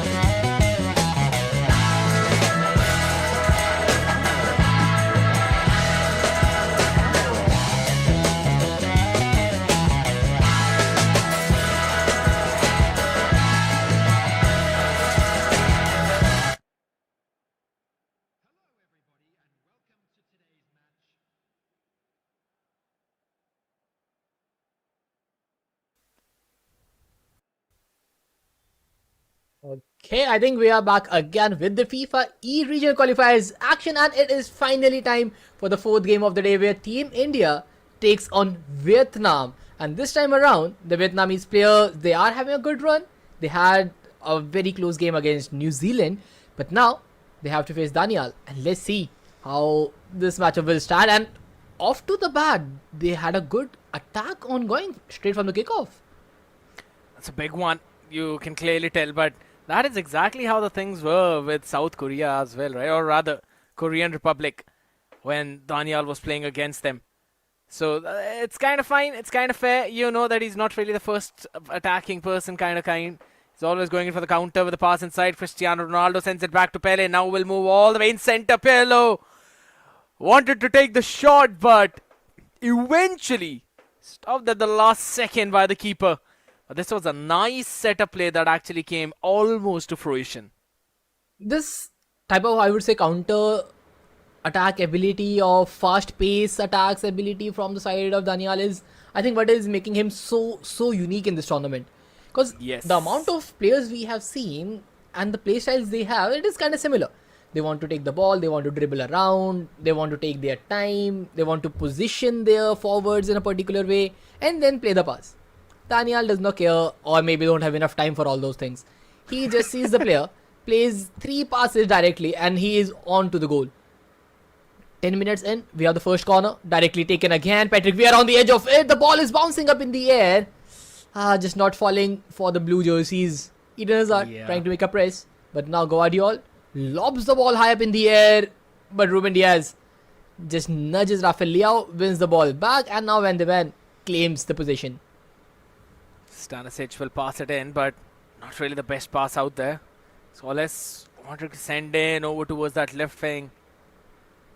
Son Heung-min almost trying to, catch that one player too, but look at Daniel. He's just playing it patient. No, there's not a single line of pass out there in mid, so he's like, it's alright, calm, cool, collected now. Romario has got an opportunity, moves it over towards Pele, back to Romario. Tries to create an opening out here. Pele still steals it away. Last tackle, lovely. Cristiano Ronaldo for the header. It was a low header, but doesn't matter when Ronaldo is there. You know it's going in. Another fantastic opening for Danial against Vietnam. This guy can make miracles happen out of anywhere. Pele almost loses the ball and then reclaims it back because Vietnam, they were too slow to pass it away. And then Pele, just look at that. Perfect cross and then CR7 near post header down. The amount of accuracy that needs, it is crazy. But hey, Pele, call him lucky, call him whatever you want. But this type of attack is what was needed. We were knocking on the door initially, and I think 15 minutes into the game, we have already found our opener. Yeah, 24 to be honest, 24. but yeah, it's absolutely fine right now if you really think about it, right? I mean, apart from all the other players, I think so it is Danial that we've seen really use those lofted passes, right? Rather than those cutbacks, because normally we would see anyone use those cutbacks. But Danial likes to play the ball in the air right now. Stolen away easily. Vietnamese could not really go in for a proper attack. Moves it all the way in towards the right wing. Pele will send it back to Romario. Opening out here in the wing. Can't really pass it to Pele. Lovely opportunity. Romario sends it back in. The patience on this man is just impeccable. And the opportunities that he creates, he makes sure that they are ending up behind the net. He is phenomenal. What is this pass? Just holding the ball at the right time and then a perfect threaded pass straight in the fields of Pele. Like the accuracy that needs, the power that it was required to just find Pele there, beating VVD. It was so necessary. And CR7 scoring first, assisting the second. Man has been phenomenal. But the way Danial is using CR7 on top, it is really beautiful to witness. Constantly checking the conditions of the players as well, right? No one's going to be in any kind of bad condition out here. Beautiful play coming in from Danial. He's just reading the defense line so perfectly. And with the way how he has positioned his players, you could always see sometimes he pushed Pele off to a run over towards the right wing in the previous goal. And then he sent him, or rather then he sent that pass all the way back to him.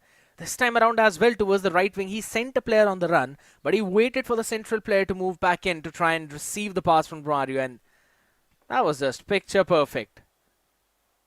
That is On true. the back of it right now, yeah. Ball, oh my god, that's a lovely through, and this could be the opening that Vietnamese need, and what? An opener coming in from the other side. Son Heung-min. Phenomenal opening. And right at the moment when we thought maybe it's going to be another dominating game by Danial, guess what? Finally, his 0 goals receiving streak's been broken. Malaysia scored one, the rebound. But yeah, after I that. get that. But the way this goal was created, just look at that. Kickoff, 1-2 passes between the centre mid and the striker, heads the ball down and then again to the striker. And I would say set play from the kickoff. Because this is something that looks like a rehearsal from Vietnamese side. It's not an on the replay. This is something they have practiced and it looks pretty much incredible. Something that you could eventually use and exploit in the future games as well. Maybe Daniel can pick a page out of their book right now. Pirlo sending it back to Hazard all the way in centre. Virgil van Dijk not really passed the ball right from this man's foot. It's going to be another through right now. Rafael Leao, pretty fast man. Vitinha all the way towards Scholes. Left wing, open, moves it around, but blocked in perfectly and then cleared as well. Pele will eventually lose the ball, but Vietnamese attack right now. That is a good counter that we are seeing from the boys. And finally, Danial on the receiving end of the spectrum. Pretty rare side to be honest. And keeping in mind that we thrashed Malaysia by 4-1, this looks like a game which will be a lot more challenging for Danial. Right now, he's just taking his time to the build-up, loses the ball in the process, but now Song Heung-min on the other end, driving from the left wing, step over the inside, a finesse, but Stanisic, he's not giving him any space. Lovely defense again from Danial. For the past 2 attacks out here, he's been making sure that there are no passing lanes open right in the center towards the box. So he's constantly cutting it off. And this is where the big difference comes into play as well, right? You normally see other players, they're making sure that they're trying to go for those cutbacks. They're trying to go for those grounded pass, even if they're inside the box. Danial doesn't care about that. He just sends it through, lofts it through. It's going to replace Romario with Martinez. Out up in front, so healthy player, fresh player, and guess what? Cristiano Ronaldo could have given another goal advantage to Daniel right in the next few seconds. Lovely pass being made, and just him controlling the ball went in a little bit too wide. Could have been a good opportunity. Pretty close. Let's see if we can just start the second half on the same note. Because right now, it was just directly from the kickoff that the chance was created. A goal kick from Vietnam. Ruben Diaz wins the ball back. And now Eden Hazard making a good pass to CR7, who is driving inside the box, keeping the possession, using his body, shielding it away, but Selek just way too stronger. Steals the ball and now Rafael Leao trying to find Song Heung-min, and what a threaded through ball. Song Heung-min 1v1 with the keeper. He is not missing those. And for the first time in the first 4 games, Team India is facing a similar scoreline, 2-2. And you can see the expression of Daniel as well. He's just waiting. He's trying to figure out what he did wrong out here. He's going to be focusing back into the game. It's this time around. Finally, a pretty solid match coming in between the first and the second placing team on this leaderboard to actually determine who will be up on top. A lovely play coming in from Son constantly. And we talked about this, right? We knew that this is a very fast team. The players will quickly run through. And those counters are the ones that Vietnamese are playing on. And they're finding nice timings on the back of it. Daniel will have to be careful. If he's not able to score, that means his defense will be opened up because Son will be making those runs. So got to be careful out here. And this is the reason why we are seeing him go for a few extra passes out. Cristiano Ronaldo sending it back into Martinez. Wants to try and pass in the center. Takes some time. Goes in for the finesse long range. But Buffon is not going to let those ones go in. The power that would require just not able to generate.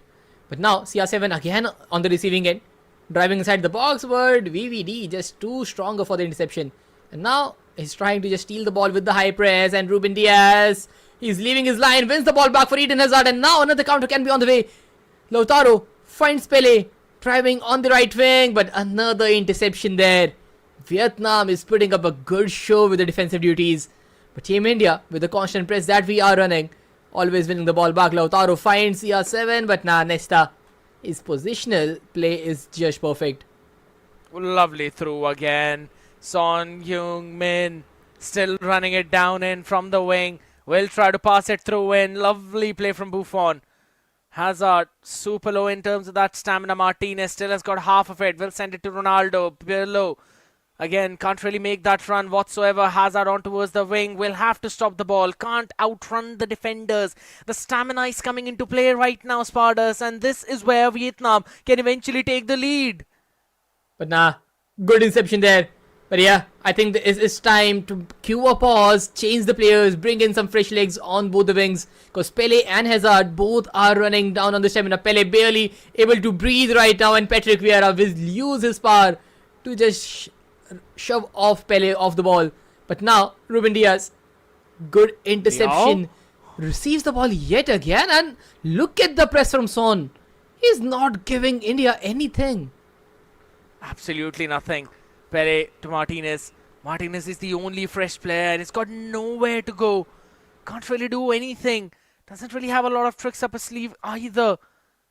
And look at that. Phenomenal press coming in. Martinez wanted to run. Last second steal. Pele has got the chance but doesn't score this one. Yet again, Ruben Diaz at the last touch will pass it down to Hazard. He's entirely empty in his gas. He's got nothing left in the tank whatsoever. And it's the 90 plus 1 minute mark coming into the play as well. It will be over. First draw for India. India 2, Vietnam 2. The table toppers, they're sharing one single point between both the teams. An incredible matchup from Vietnam, I must say. The way they defended us, it was really, really beautiful.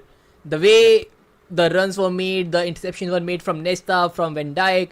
India had a lot more opportunities, but Van Dijk and Nesta made sure that neither of Pele or Lautaro or Romario gets an inch of space inside the box. We scored some chances, but the amount of chances could have been scored.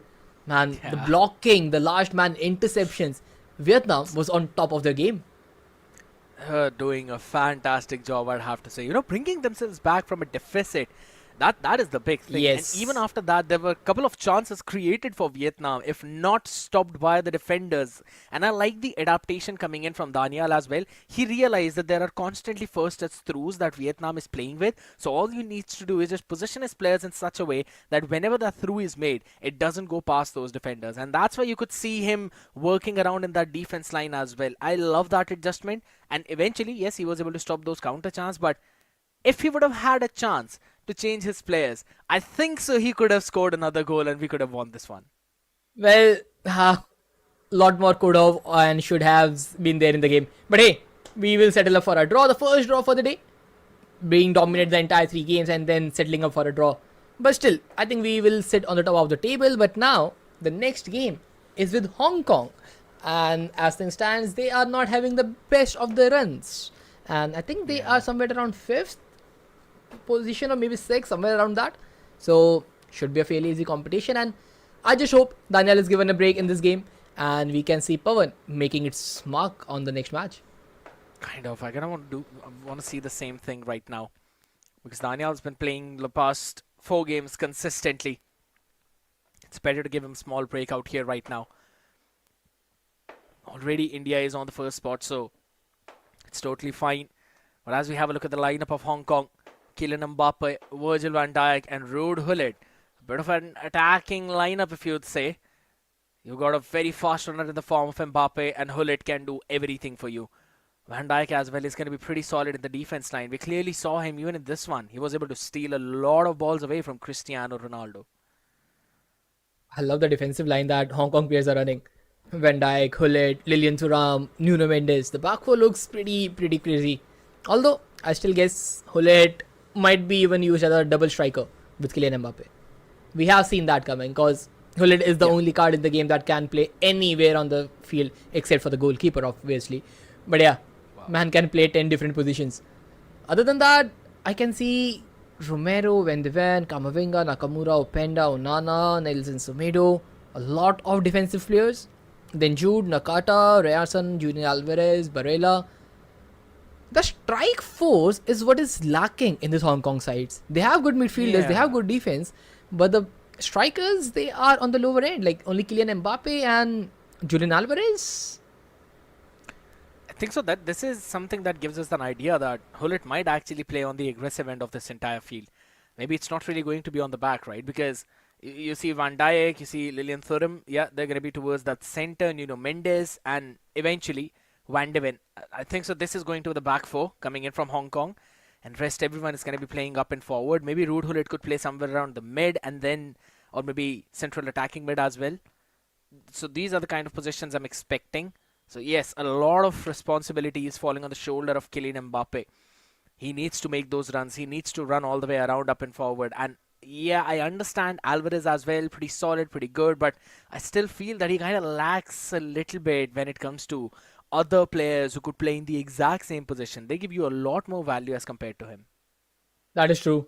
But also, like, I think the lack of maybe pacey wingers also can be considered in this team at this point, because I cannot see a single winger, someone that can make a run from outside the area or something like that. Maybe that's the reason that Hong Kong are not able to get a good run in that Danial tournament. They are sitting on the 5th position right now. Team India, they lead the charts. But hey, the next match against Hong Kong, we'll see who will be playing this match. Will it be Pavan or Danial will be playing the next game as well? 5th one on the fly, I would say. But let's hope that whatever is the case, India comes out on top with a victory. How the match will go, we'll find that out right after a very short break.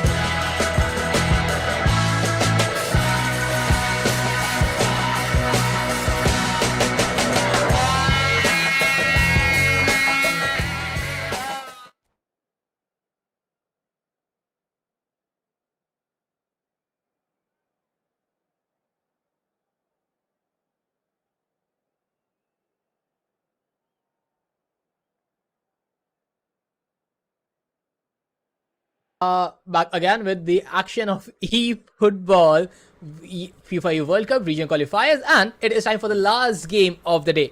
We have played 5 games, and I think we have played 4 games, if I'm not wrong. 4 And games. yeah, we have played 4 games. This is the 5th game, and that is we are right up against Hong Kong this time around. And by the look of things, they have a pretty defensive lineup. And let's see if Team India can break the deadlock first. Hopefully we'd be able to steal this one game away as well. Again, a pretty defensive lineup. Should be a little bit fine for Danial to work with. But there are a lot of possibilities of those counters, right? And we were expecting Hullet to be on that attack, and we're exactly seeing that. Kylian Mbappe right now controlling the ball. Hullet out in the center. Want to send it to Nuno Mendes. I think so. He's playing as a fullback from the backside, or rather, we'll have to see wing back maybe. Eden Hazard. He's got the ball, will be stolen away by Ryerson. On towards that right back position. Nuno Mendes making a full run. Holy smokes, this man is absolutely fast. Man, the power of Stanisic as well. Just look at that. The body blocking him in the entirety of the time. Yeah. Good shoulder-to-shoulder run, but okay, Declan Rice, he intercepts the ball at a very crucial point, and now Julian back to Kylian Mbappe, back to Julian Alvarez, but now Stanisic has been the key player for Team India right now.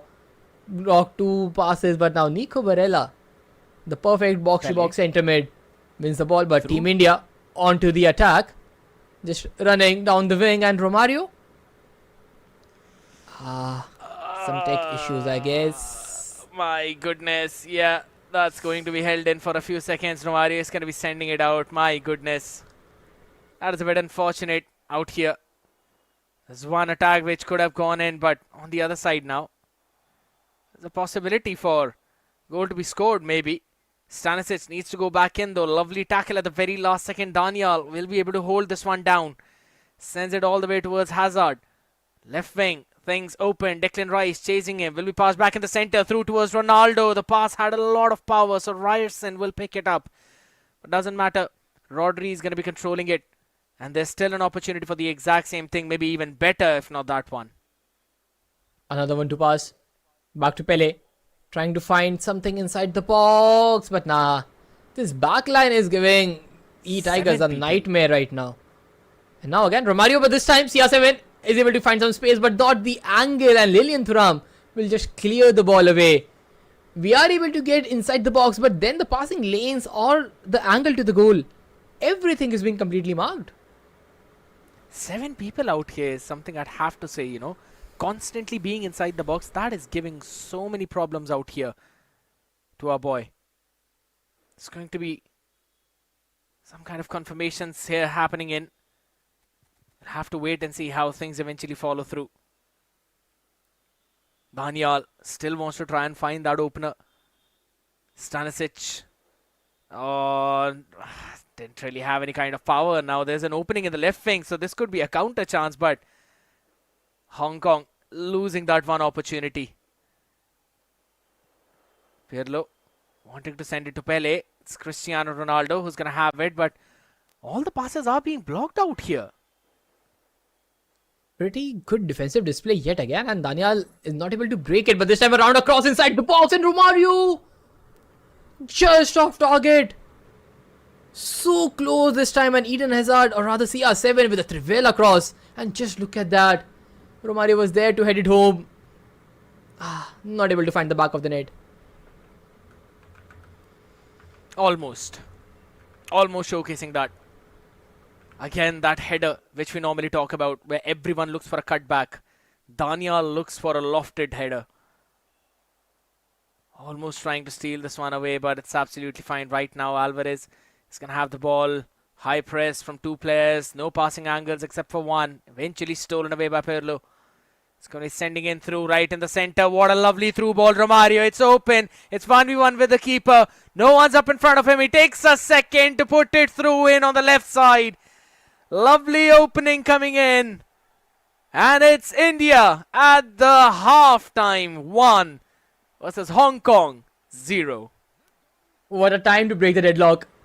The final attack of the first half, and just look at that counter. Romario completely in the open, and then at this point I thought that the chances might have stuffed, but Romario took a breather, took his chance perfectly, generated enough power behind the shot, and the placement was even better. But now let's see that if we are able to hold on to the lead, because again, Hong Kong are having a very good display of the defensive side as well as the attacking side. They True. are looking like a team that can put up a challenge against us. Definitely looks like that, at least for now, considering so many people playing all the way in the back line, right? They're not really giving a lot of opportunities for Danial to make those plays. And we've constantly seen him trying to prioritize the center of the field little more than those wings. And he goes in for those 1-2 passes out here in the center. And so, again, since he's actually playing with one defensive midfielder, so he's going to fall back as well during the attack. Not really going to make that full run through over towards the other half. So because of all of that, you don't really have a lot of passing opportunities left. Plus, the more players there are, the more confusion it kind of creates. So Danial, he is finding some of those struggles in terms of scoring, but I think so it's absolutely fine right now. 1-0 advantage is with him. Yes, lead with him. So pressure is going to be on Hong Kong. That is true. They want at least a single point from this game. They have a pretty mediocre start of the day. Where Team India, we have won 3 matches, drawn 1 single match against the table topper as well. So we are in a good spot. Already earned 10 points out of the 4 matches played. So it looks like that, yes, we are definitely going to the next stage. Top 4 has to qualify from the Group B this time around. And we are surely in the top 4. There is no doubt about that. 12 points were available on the plate till now, and we have eaten 10 of them. So it's a good sign, a good start, and a good form from our eTiger as well. He is keeping it very consistent. But at the very same time, I just want to see something different coming into the game as far as the attack is concerned, because I believe that Hong Kong is able to find the defensive line somewhere, and he is able to block all those passes. Similar things was done by Vietnam as well. So on a bigger picture, Daniel needs to find some more creative opportunities up front. I think so that should be the case right now, because I think so maybe moving a more towards those wings and sending those headers through, considering Cristiano Ronaldo is winning some of those, and I mean, for some reason, even Pele is winning some of those. Maybe going in for those kind of plays could eventually help you out, right? Because that will create some more space in mid, considering your wings are putting a lot of pressure on the sides. So you will have to send some of your defenders to try and stop them. That could be one way, or again, Daniel could eventually find something of his own as well throughout the game. But I'm absolutely fine with what I'm seeing right now. Seems to be pretty decent. A lot of changes happening out here on the side of Hong Kong, I'd have to say, because as you said, the start was mediocre. Haven't really made into the top 4 yet, so they're still sitting at the 5th spot with equal number of points as to what Malaysia have. Goal difference, yes, it's in their favor, but maybe in the head-to-head, it was Malaysia who eventually won against Hong Kong. So that's going to be something that you need to worry about. And right in, here's the big drop coming in from the world champions as well, Spartas, I'd have to say. 2024 world champs, right now struggling to be even in the top 4. That is so true, because this was something you don't expect to happen. And knowing the Malaysian players, they had a very good start. Like the first game, they were off to a fly, winning the first game. But then, completely slowed down. And I don't know what has happened to them. Maybe a rough day overall on their end. But probably, whatever is the case, we are having a perfect time. And this is what I guess was needed. Consistency from our eTigers. And we are definitely showcasing that. But also, this group, which looked like will be a pretty easy group in the top 4, where Malaysia, India and Vietnam will be dominating the charts. With the results between the different nations, this Group B looks completely wide open for the other teams as well. It absolutely is. I'd have to say, I can't really put New Zealand out of the picture as well. You could clearly see that, yes, they are also pretty close by. The only big problem is that they've played 5 games already. They've had 2 draws, they've only had 1 win, and that was, I believe, against Guam, and they've had 2 losses. So yeah, even in the terms of goal difference, they're kind of behind. That's something that you've got to be careful about. You need to make sure that you're winning those games against Hong Kong, Malaysia, Vietnam, and Korea Republic. You could call me biased towards India, yeah, that is. I want to see our lad being on top of the board. And I was just checking Malaysian player stats at this point, and Mbappe was the guy that played against us, but after that defeat, they changed up the players. Korea versus Malaysia, the game was played by Deharka. And it ended up in a loss again. So Malaysians are trying different players as well. It's not just Mbappe who's playing the game.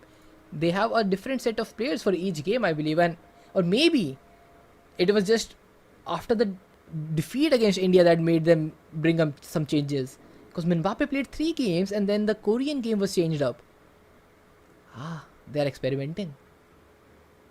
And I think so. I kind of like that idea because as much as yes, it puts you at a risk, but you have a trust on Mbappe. You know that this man lifted the trophy last year, so he will make sure that you qualify regardless of what the scenario is.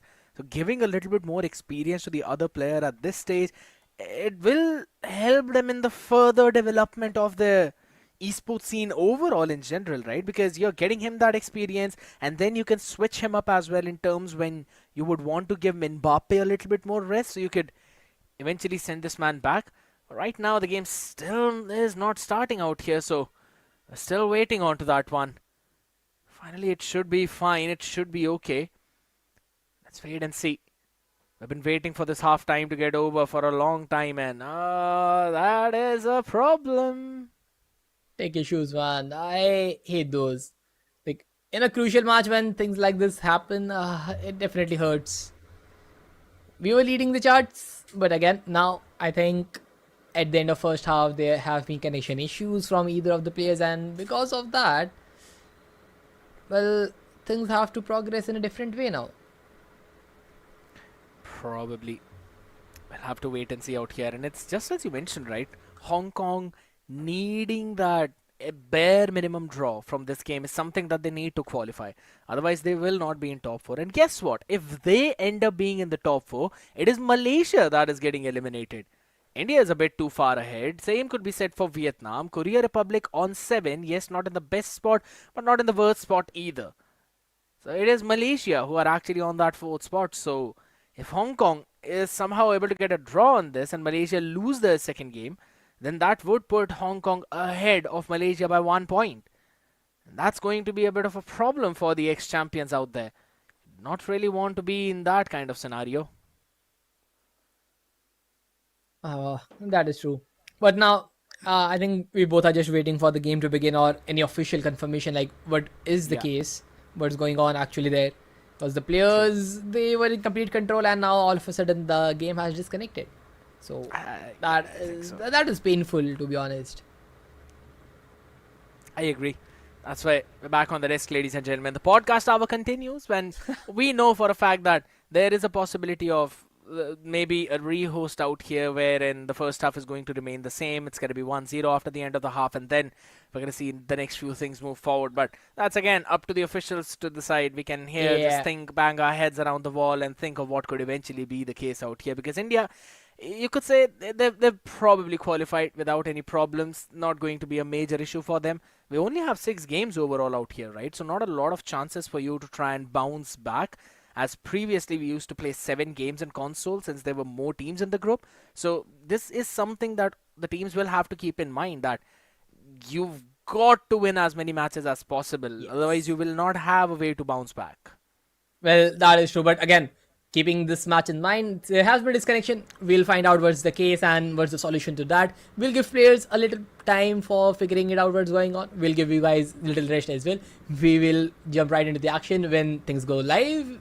So stay tuned with us. We'll be right back.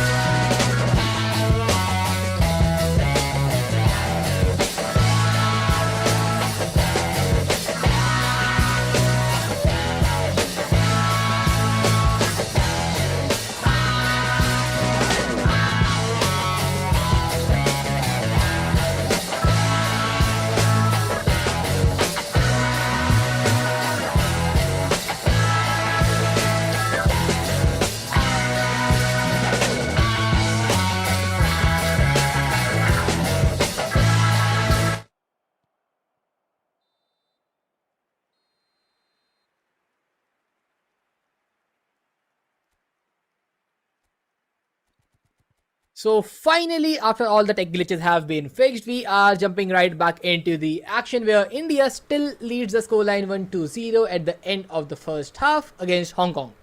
But now, in the second half, I just want to see how things will turn around from here. Because Hong Kong showed a great defensive half in the first 45 minutes. But now, let's see how good are they on the attack, because they are running a diamond formation, and this time around, Julian Alvarez will almost through on the counter, straight from the kickoff, but now losing the possession to Eden Hazard. Yeah, that was a nice way to create some space. What a phenomenal through. Oh, holding it down for a second longer out there. I thought maybe that's not going to be a goal. But guess what? Pirlo does it again. Phenomenal play yet again coming in from India, and that too by Danial. My goodness, we were talking about and giving praises right now just to the defense of Hong Kong, and it's been utterly destroyed in a second. And the pace on the counter, and just look at that pass. Inside to Romario, and then Pirlo is already making a run. This running centre mids, these players are the difference makers, I would say.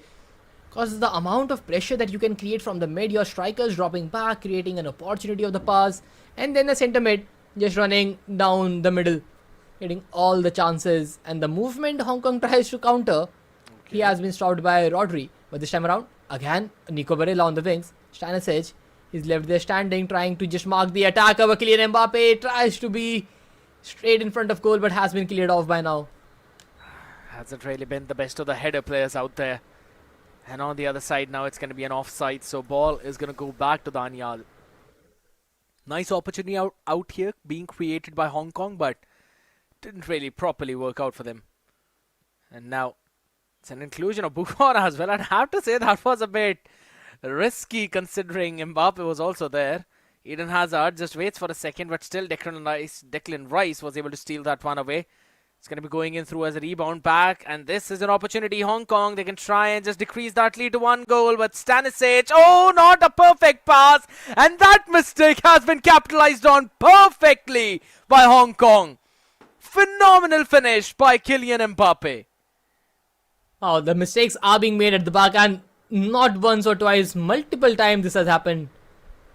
And this time around, the luck would not even favor you, I would say. Because you can just not give away the ball like that. He tried a heel flick for some reason and not a direct pass to the centre back and then to the clearance. Whatever the input was has been punished pretty much easily by Hong Kong, and we were leading by 2. But now the difference between both the teams is just 1 single goal. I'd have to say, Hong Kong is reading the passes pretty well, though. Hold on a second. You know what? If he's reading the pass well, then it's absolutely fine. I'm going to shoot it right from outside the box. It was a nice finesse coming in, Romario, but just a little bit of extra power on that, and it went out wide. This could have been another goal out there from outside the box, but Danial almost tried that one. It's going to be a goal kick. So Hong Kong still have got the opportunity. Finally, we can see what Hong Kong are using, and that's a very crazy formation. A 5 at the back, generally known as 5-2-1-2, where you have 2 CMs, 1 attacking midfielder, and then 2 strikers. Everything is fine, but the fact is they are running a deep 4, and the left back is overlapping one, giving them width of space, and then attacking third has complete dominance with a triangular pass between the strikers and the central attacking mid. Danial has done a good job till now to block all those passing lanes, but let's see if he can still manage to keep up the same line. It's a big thing, right? That is the reason why we constantly see Nuno Mendes running in on that attacking wing back position, constantly creating that and bringing that extra man for that wing. There's going to be a few changes out here. Jean Collar being brought in. So Hong Kong couldn't really win the header out there. So it's an opportunity for another through. Lovely steal coming in at the last line of defense. A big opportunity right now coming in. Jean Collar going to send it through to Kylian Mbappe. It's going to be stolen away on the other side though. Passed up, forward, yet again, Pirlo, back to Cristiano Ronaldo, wants to send it towards left wing, Eden Hazard, still been here, healthy this time, sends it back in, Ronaldo, no chance of a cutback whatsoever, but sends it to Pele, 1 extra touch, and a beautiful finish in the back of the net by this man. Lovely performance coming in, and Pele scores this one, and the lead goes back to 2. What a strike! Eden Hazard took his time back to CR7 and then the cut back on the edge of the box. But look at that ball roll to a finesse. These strikes, the skill moves that Danial is making, it is phenomenal. Because generally, the first time shot would not go in. He beat the defender with the ball roll. And then the drive shot on the bottom right corner. The attacking brilliance is just top notch from this guy. Does not matter who he is facing. The attack keeps on getting better. Lovely. Beautiful positioning of Rodri there, helping him out for the steal. Sends it gonna through Cristiano Ronaldo. That should be an offside. It was way too off. A bit ambitious, I'd have to say. The run was being made. He sent the player faster than Cristiano could receive the ball. So, it's eventually going to be sent through all the way up. Header being won by Hong Kong. But doesn't really turn into anything dangerous. But this definitely could. This one weird pass. Wrong pass though. Still, Rodri was there to hold the line. Now the back five trying to get its shape. And now, meanwhile, Team India are just holding on to the ball. But not for long. Nico Barella steals it away but then gives it back to Rodri. And now Patrick Vieira finds Pele. A driven pass could have been on its way. But Virgil van Dijk makes that interception, steals the ball, and now Nuno Mendes on the left wing, trying to drive by, trying to find Kylian Mbappe, and he will, cutting down inside. Rude Hullet on the edge of it, could not get the header down. Not enough power onto that one. That's the only reason now. Nuno Mendes trying to set things up as well. Again, it's just being stolen away on the other side as Rodri clears it up. It's going to be Romario right now. It's 90 plus 5. A lot of extra time for Hong Kong to play with. But maybe at the very max they can get the first one.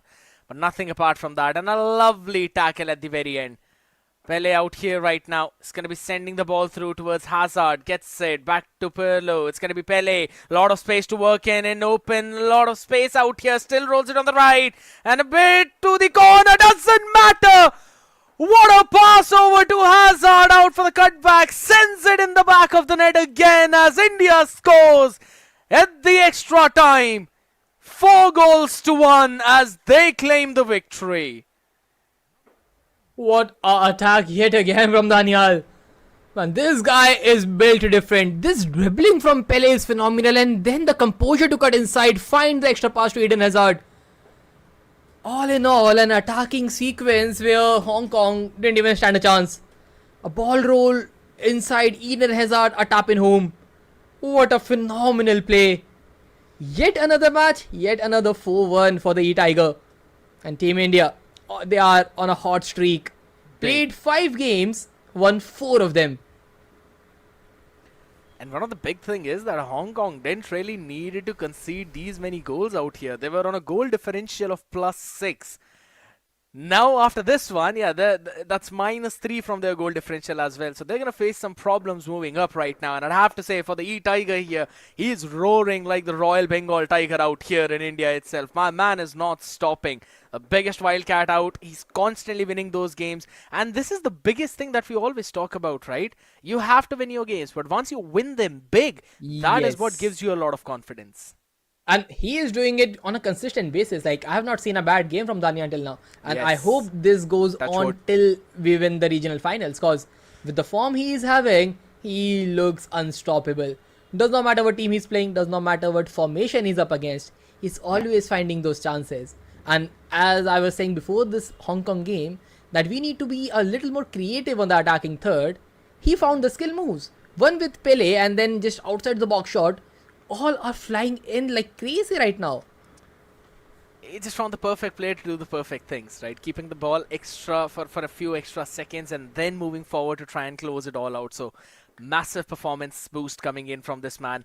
And yeah, when you thought the first half 1-0, yeah, there were not a lot of attacking sequences that we were seeing go in his favor. Yeah, the second half looked absolutely different. He was like destroying every single one of those defensive plays. And even though, yes, there were some extra defenders, I think so him finding the way of passing the ball around on those counters was the best thing, right? There were a lot of Yes. defenders for the side of Hong Kong, not a lot of attackers. So there were only a few passing lanes which he had to block, and he did the exact same thing. Eventually moving the ball around for those counters, a lovely way for Danial to play. But that was just one game now. He's still got one last game to play this evening. The last game for today. It's going to be up against India, New Zealand. And what lineup New Zealand are running, I just want to look at that now. Because we have faced and seen many different type of drafts with players, like majority of the teams just opting for multiple centre mids. We have not seen enough wing play by our opponents till now. I think Team India is the only one that is using a lot of wingers. But at the same time, New Zealand, if you talk about them, Araujo, CR7, Pele, pretty similar from what we have. Then Gattuso, Dino is coming into the mix. So a cam right there. And then Burns, Zabi Alonso, Roberto Carlos, Bastoni, Neymar is in the mix too. Yeah. Alongside, I'm looking even for attackers and Hwang Chan, another centre forward.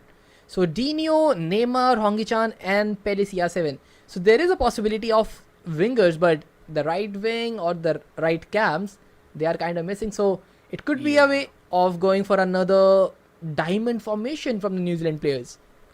I was thinking of the diamond as well, right? And you can eventually put Ronaldo up in front. But I think so there still is a possibility, at least from one of those wings, since Neymar will be playing. So maybe you've got the possibility of left wing plays, maybe, if you're going to bring him in. That's one thing I kind of noticed. Cristiano Ronaldo is definitely going to be there all the way towards the center as the main striker for the team. I think so this is a lineup that has kind of looked pretty well orchestrated as compared to what Danial has been using consistently. So maybe New Zealand could eventually have a chance. They themselves are not really looking hot shots out there in the leaderboard. Still need to add one extra win. And they need to make sure, or at least they have to hope, that Korea will lose their last game. That's the only chance where they, in one future, move up in the top 4, while Hong Kong also needs to lose that next game. As we're having a look at the overall standings right now, Guam is the only team that has completed all the 6 games for themselves. Not won a single one with a goal difference of minus 33. That is harsh. That must hurt. They're scoring 2 goals, conceding 35. That's a different story there. But when we look at the overall standings of the group, 13 points for Team India, completely clear of the competition. And then 9, 9, 8, and 6 and 5. The top 4 slot is completely open. It is just Team India who have made such a big difference. Other than that, from the second place till the 6th, it is just 4 points difference. And then Team India is sitting on a +4 from Malaysia. That's how dominant we are. But let's see how the last match will go. How big of a victory will Danial secure against New Zealand? How the match will progress for him? We'll find everything, but right when we come back from the short break.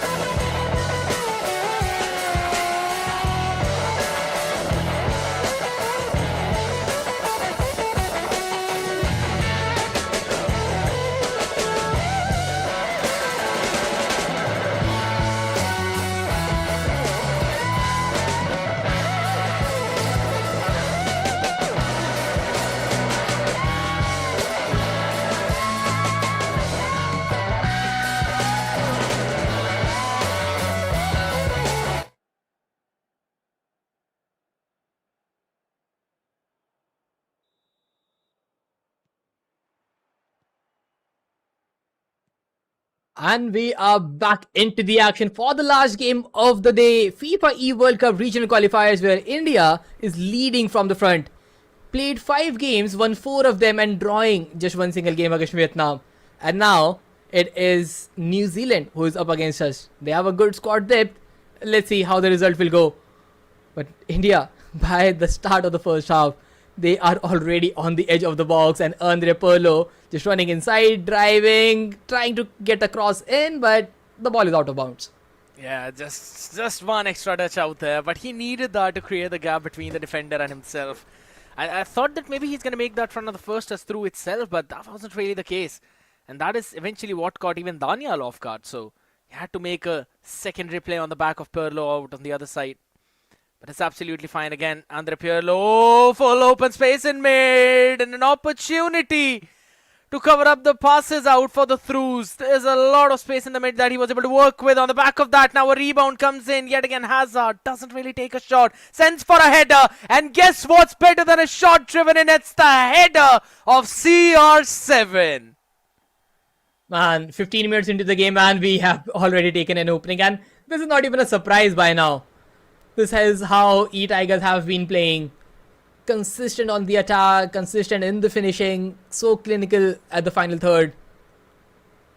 Just look at this. A rebound, calm, collected, waiting for the perfect opportunity, and then CR7 nudging the ball home.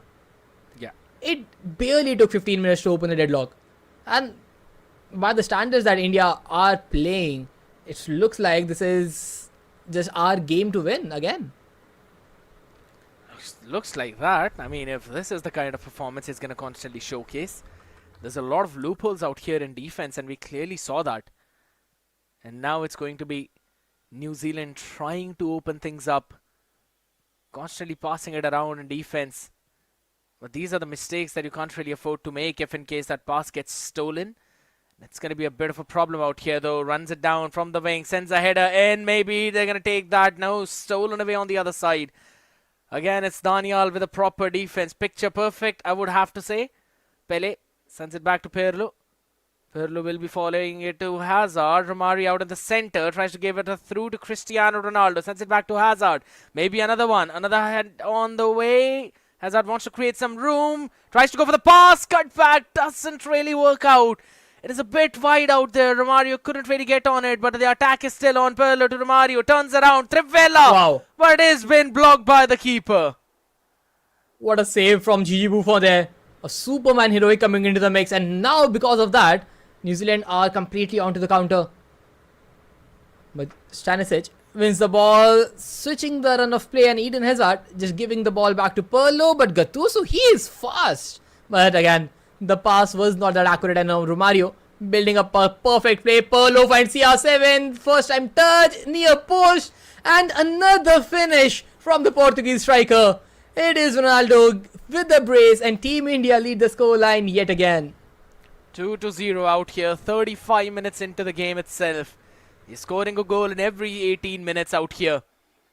Beautiful connect out, and I thought maybe he's going to take the shot a second earlier, but waited for the ball to go on the right foot, and then he went in for the shot. The patience is immaculate on him. And CR7 was also making that run, held it down for a second, and look at this beautiful play. Just make sure that every shot he takes counts. Exactly. No rush, no, I would say, pressure on Danial at all. One of those games where you already know the result by now. New Zealand, they have not even taken one shot at target. The maximum they could have done was a cross to Pele that was again intercepted by Van de Ven. But now Eden Hazard again, what a sprint! Near post is completely open, but he crosses inside. Finds CR7 on the rebound. Now Pirlo with a finesse. The ball is rebounding back, and now Pirlo wins it yet again. The ball is not going for the clear, and now finesse, and Eden Hazard this time around. Third time is the charm. Eden Hazard finds his first goal of the game. 3 India, New Zealand 0. Big play. You could clearly see the rebounds out here. It was not a perfect clear. Half-hearted, and then look at that. Just an extra touch over towards the right to create some more space, and he knew that he had that opening. Lovely performance making sure that he's beating the defender at the last second. It's a nutmeg, to be honest, into a score on the bottom right. Absolutely phenomenal. And now India, as you rightly mentioned, lead by 3. What can New Zealand do to make this comeback? Their attacks have been pretty stoic here. Just going in from one of those wings, and apart from that, there's no other way for them to move forward. It's definitely not working out for them. Now, with that being said, first half coming to a close, and I don't think they have any shot on target. Yeah, they don't. 6 shots for Team India, not a single chance for New Zealand. The closest they were was with a cross to Pele, and that was completely blocked off. Nothing is going in the way for New Zealand, and now with the kickoff starting in India's favour, we are already running for another attack, and CR7 trying to dribble, finds the pass, back to Romario, 1-2 can be triggered, but nah, Araujo there for the block. Proper block coming in out there, and this time it was a lofted pass from Hazard. Didn't really go through. Stamina on the players, it's actually quite low out here if you think about it, apart from Romario. Cristiano Ronaldo is going to be passing it back. An opportunity to try and go for a driven pass over towards Hazard. Didn't really work out. So New Zealand still getting a chance. Maybe going in for the counter. Nice through coming in. And Cristiano Ronaldo on the other side can eventually go in for a score. But no space in the defense whatsoever. It's Ruben Diaz holding it. Rodri holds it down. And guess what? Vieira was able to steal it all away. A through. Perfect from Mario.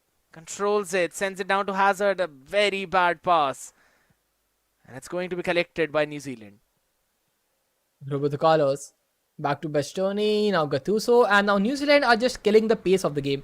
They are slowing things down, and let's see if that pressure can be beneficial. Roberto Carlos trying to find a cross, what a and he will perfectly bent from Roberto Carlos into Pele. One Brazilian to another, and Pele, he breaks the deadlock for New Zealand. He gets the opening goal, and finally, in the first proper attack from New Zealand, they find the opening.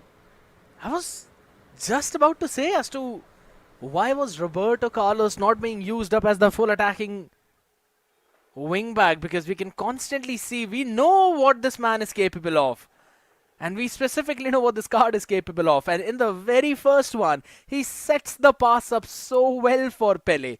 Yeah, you couldn't even think it would go through, but guess what, beating all the defenders out there, it actually went through. And it was an instant trade-off. Phenomenal performance out here. New Zealand not giving up. Still have got 27 minutes to try and bring this one back. That's true. But again, by knowing Danial till now, we know that he is definitely not going to play defensive or try to defend the lead. But all he's going to do is just score more goals and increase the margins. And by look of things, New Zealand is ready for that.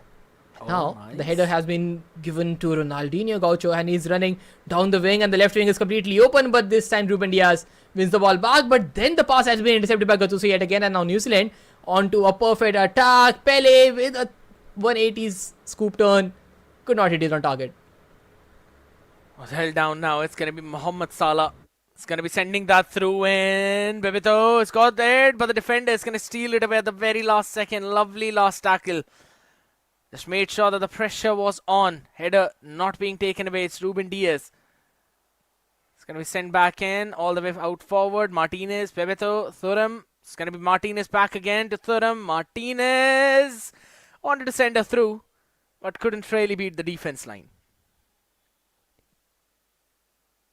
Back to Patrick Vieira now. Pele just shielding off the ball, and now for the last 10 to 15 minutes, New Zealand have shown real class football. They have been defending pretty well. The attack has been good. But the thing is, the clock is ticking down real fast. 85 minutes almost have been clicked down. 5 minutes plus stoppage time is what remains from here on. And New Zealand still trails by 2 goals. So a comeback opportunity, I really don't see that coming until some crazy double shots comes in. And that's not going to be the case. Ronaldinho couldn't really get that pass through as well. On the other side, Bebeto. Now there's another counter chance for India. Left wing open. He sends it towards right. Martinez. Bebeto back. 1 minute extra added. You need to make this attack count. Thuram is in the perfect place. And he's got the perfect foot on the ball as well. Scores another one. and increases the lead one more time. It's the exact same replica of what happened in the game against Hong Kong. A goal scored in the extra time, just to add an extra lead out here. Beautiful performance coming in from Danial, unbeaten on day number 1. Crazy performance, man. And not just unbeaten. The amount of goals he has scored, it is phenomenal. 4-1, 4-1, 4-1 has been done thrice. Just one game is where he secured a draw. That was against Vietnam, our 2 overall scoreline. But other than that, 3 games in a row and the scoreline has been 4-1. 12 goals to 3 is what he is running. An average of +3 goal differential every game that he is playing. That is huge from Danial. Yeah. The big thing is, if you really see, he made 7 shots. All of them were on target. Every single one of them. And this is not just for this game. It's been happening consistently. Even in the previous few games, you could clearly see him making those shots. And if he's making 7 shots, 6 on target, 5 shots, 4 on target. And out of there's also the conversions as well. 2 to 3 goals in every other game out there. Even in the game against Vietnam, which was the closest game Danial had throughout this day number 1, right? Even after all of that, it was Danial who actually had that lead, which later on was taken away by the other side. But what a day this man has had, and what a day India has had today. Yeah. And this was the exact type of result that I was expecting from Danial. Watching him play in the FIFA World Cup 2024, he showed real greatness right there. But then he lost in the semi-finals against Mbappe, the guy who became world champion and is currently the defending world champion right now. But now, when our group stages began, Malaysia was the game to watch. A rematch has happened, and Mbappe, he was thrashed 4-1. Like, the revenge was taken completely perfectly. And then, all thing is, he has played every game with a similar fashion, scoring big goals and conceding very little. That's the big thing, right? And if you really talk about that goal difference itself, that's almost equal, or rather exactly equal to the number of points he has right now. It's got 16 points in the leaderboard, and the goal difference is also 16. So you can clearly see and understand as to the level that this man has been showing, the potential that Danial has got. He seems more ready than ever for Riyadh, and guess what? He's stronger than last year, and that's exactly what you want to see from your main character. That is so true. Like, this guy is prepping for the bigger stage because these regional qualifiers looks like they are pretty much easy for him. And even when he has faced players outside our region, he has pretty much thrashed them. Like, whatever country you talk about, Danial has secured a victory against them, and that too in a very dominating manner. So we know what this guy is capable of. And he had continued that form from last year. There is no dips, there is no upsets from his end. Pure eFootball from his side, and the attacking fluidity he has, the one-touch passes he has, it is perfect. But now if you talk about perfect, we have to just talk to him directly because we have a special interview lined up with the prodigy from our nation, the eFootball specialist, Danial. So let's welcome onto the stage. Hello. We'll be bringing him out here. Oh my goodness. Hello, Danial. What's up, my man? I was watching What the a game, dude. Support has been incredible, I have to say. I must say, the way you are playing, just can you break down, like, what different are you doing from everybody else? The tiki-taka football, and nobody's able to defend you. I am just focusing on my game. Like, I had practiced like for 2 days at least, and this is what I was hoping for, a good start, and that's what it is. But still, job's not done yet, so tomorrow's a big day as well. Okay, from jobs not done, I just want to ask one thing. How did the victory against Malaysia felt? The semi-final it revenge was has been actually good. taken. It was sweet because, of course, knowing last year we got defeated, but this time as well. This time it's a new year, a new competition, new rules as well, and a balanced team as well. So yeah, it's a fair competition, and I'm happy to have that win. Needed that. Now that you mention it, new rules, new competition out here. Yeah. I wanted to ask you, what is that major difference that you felt from last year versus coming into this year? Because you had to draft all the players and you had to change a lot of play styles out. So what Yeah, I think major the change do you think major- that brings? And do you like it? Yeah, of course. I think the draft system is very good and it just creates a tone of fairness in the tournament as well. Because last year it was the national team where some players had the skills, some players did not. So, of course, that's not what you want to see in an official tournament. This year, FIFA has taken a great step, and I'm happy with that. Okay, so on that note, I just want to ask one more thing. What's about that 4-4-2 flat formation? Because I'm seeing a lot of teams running a diamond structure up front, but you have a complete Yeah. different tactical outro for that. Yeah, of course, 4-4-2 gives the width and it just covers like the whole pitch. You want the left width, you want the right width. Sometimes you want to switch the play, and sometimes you want to do 1-2 with the striker. I think it's the most balanced formation. So yeah, Mhm. if I need it, I'll change it. But so far, it's going good. So let's just go with it. I really don't think you need to change that, man. The way you are scoring it is just perfect. Just thrashing everybody out there. 4-1 is the average that you're scoring. Yeah, I mean, I've yeah, been I'm absolutely very happy loving it, with my that. man. But yeah, tomorrow is a big day as well. So waiting for that. But happy with the race. Still. Very And happy. yes, And and now thank you that you so much, come on guys, to for your that. support as well. Hmm. Because All I right. was watching the stream. I had my phone just besides me, and I was watching the chat as well. It was lovely. Yeah, people were spamming Daniel, Indian flags, and all. Lovely. Yeah, you deserve it, man. The way you have played like throughout the season, Yes. you definitely deserve all the And love and the also, praise. you both of guys, your energy was very good. I was also here in the commentary. So, and one request is my name is Daniel. Please pronounce it like that. Daniel, It done. Absolutely was fine. it's not Daniel, it's Daniel.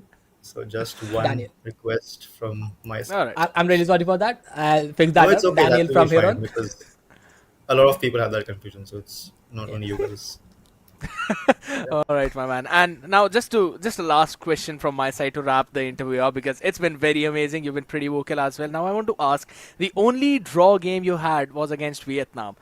Was it because Yeah, you were not able to change the players towards the very end? There was no I think chance for you maybe to yeah. bring That fresh I should players. have made the subs early. That's my mistake. I had the lead with me. I should have gone a more defensive setup, but I made a mistake. Yeah. I won't make it again. It's totally cool, my man, and looking forward for you to clean sweep every other team tomorrow in the future. Thank you so much, man. Thank you so much, guys. All right, thank you for joining us out here, and my goodness, and Man, Daniel that has been phenomenal, I'd have to say. he's so like humble and so joyful to talk to, man. I love it. And Daniel, yes, we have to keep that in mind. Confusion that was going on since the last year has been fixed by now. Daniel, it is. And yeah, Yeah. it was there. Like I don't know from where did I got it. Maybe from the international stage or somewhere. But yes, now we know. We don't have to repeat that. Man, this guy is a That's prodigy for sure, man. But I yeah, agree. coming back to the game, just look at the result. 3-3-4-2-4-1. Like that's an average an individual is scoring. I mean, I'm not at this sure what point, other guys are doing at this point, but Daniel has definitely broke the code of how to play eFootball. I mean, I'd have to say, my man is just. These are the stats of a world champion, if I'd have to say. You know, that's something he can eventually bring on table with a constant performance. And the fun fact is, he also realized the mistake. He did not really make the subs at the correct point of time against Vietnam, and that is eventually what caught him off guard. And we know him not to be the defensive kind, right? Whenever you think about Daniel, Yeah. you know that this man is going to go on the offensive. He will make sure that he scores as many goals as possible. So I kind of wanted to see that subs. It's totally cool. Really looking forward for tomorrow's games itself now because that's where his main focus is going to be. Every other team clean swept apart from Vietnam. Maybe that's going to be Yeah. the case tomorrow where we will clean sweep every single one of them. For sure, man. And he has said that he realized the mistake as well. So we know what's coming tomorrow. The matches will be played yet again with each and every team possible. Total of 6 matches still remains. Our qualification is 90% done, but 10% of the work is still remains. And that was Daniel has said to us. And he has promised to bring a lot more action. But for that, we will be back tomorrow. For today, this is over from us.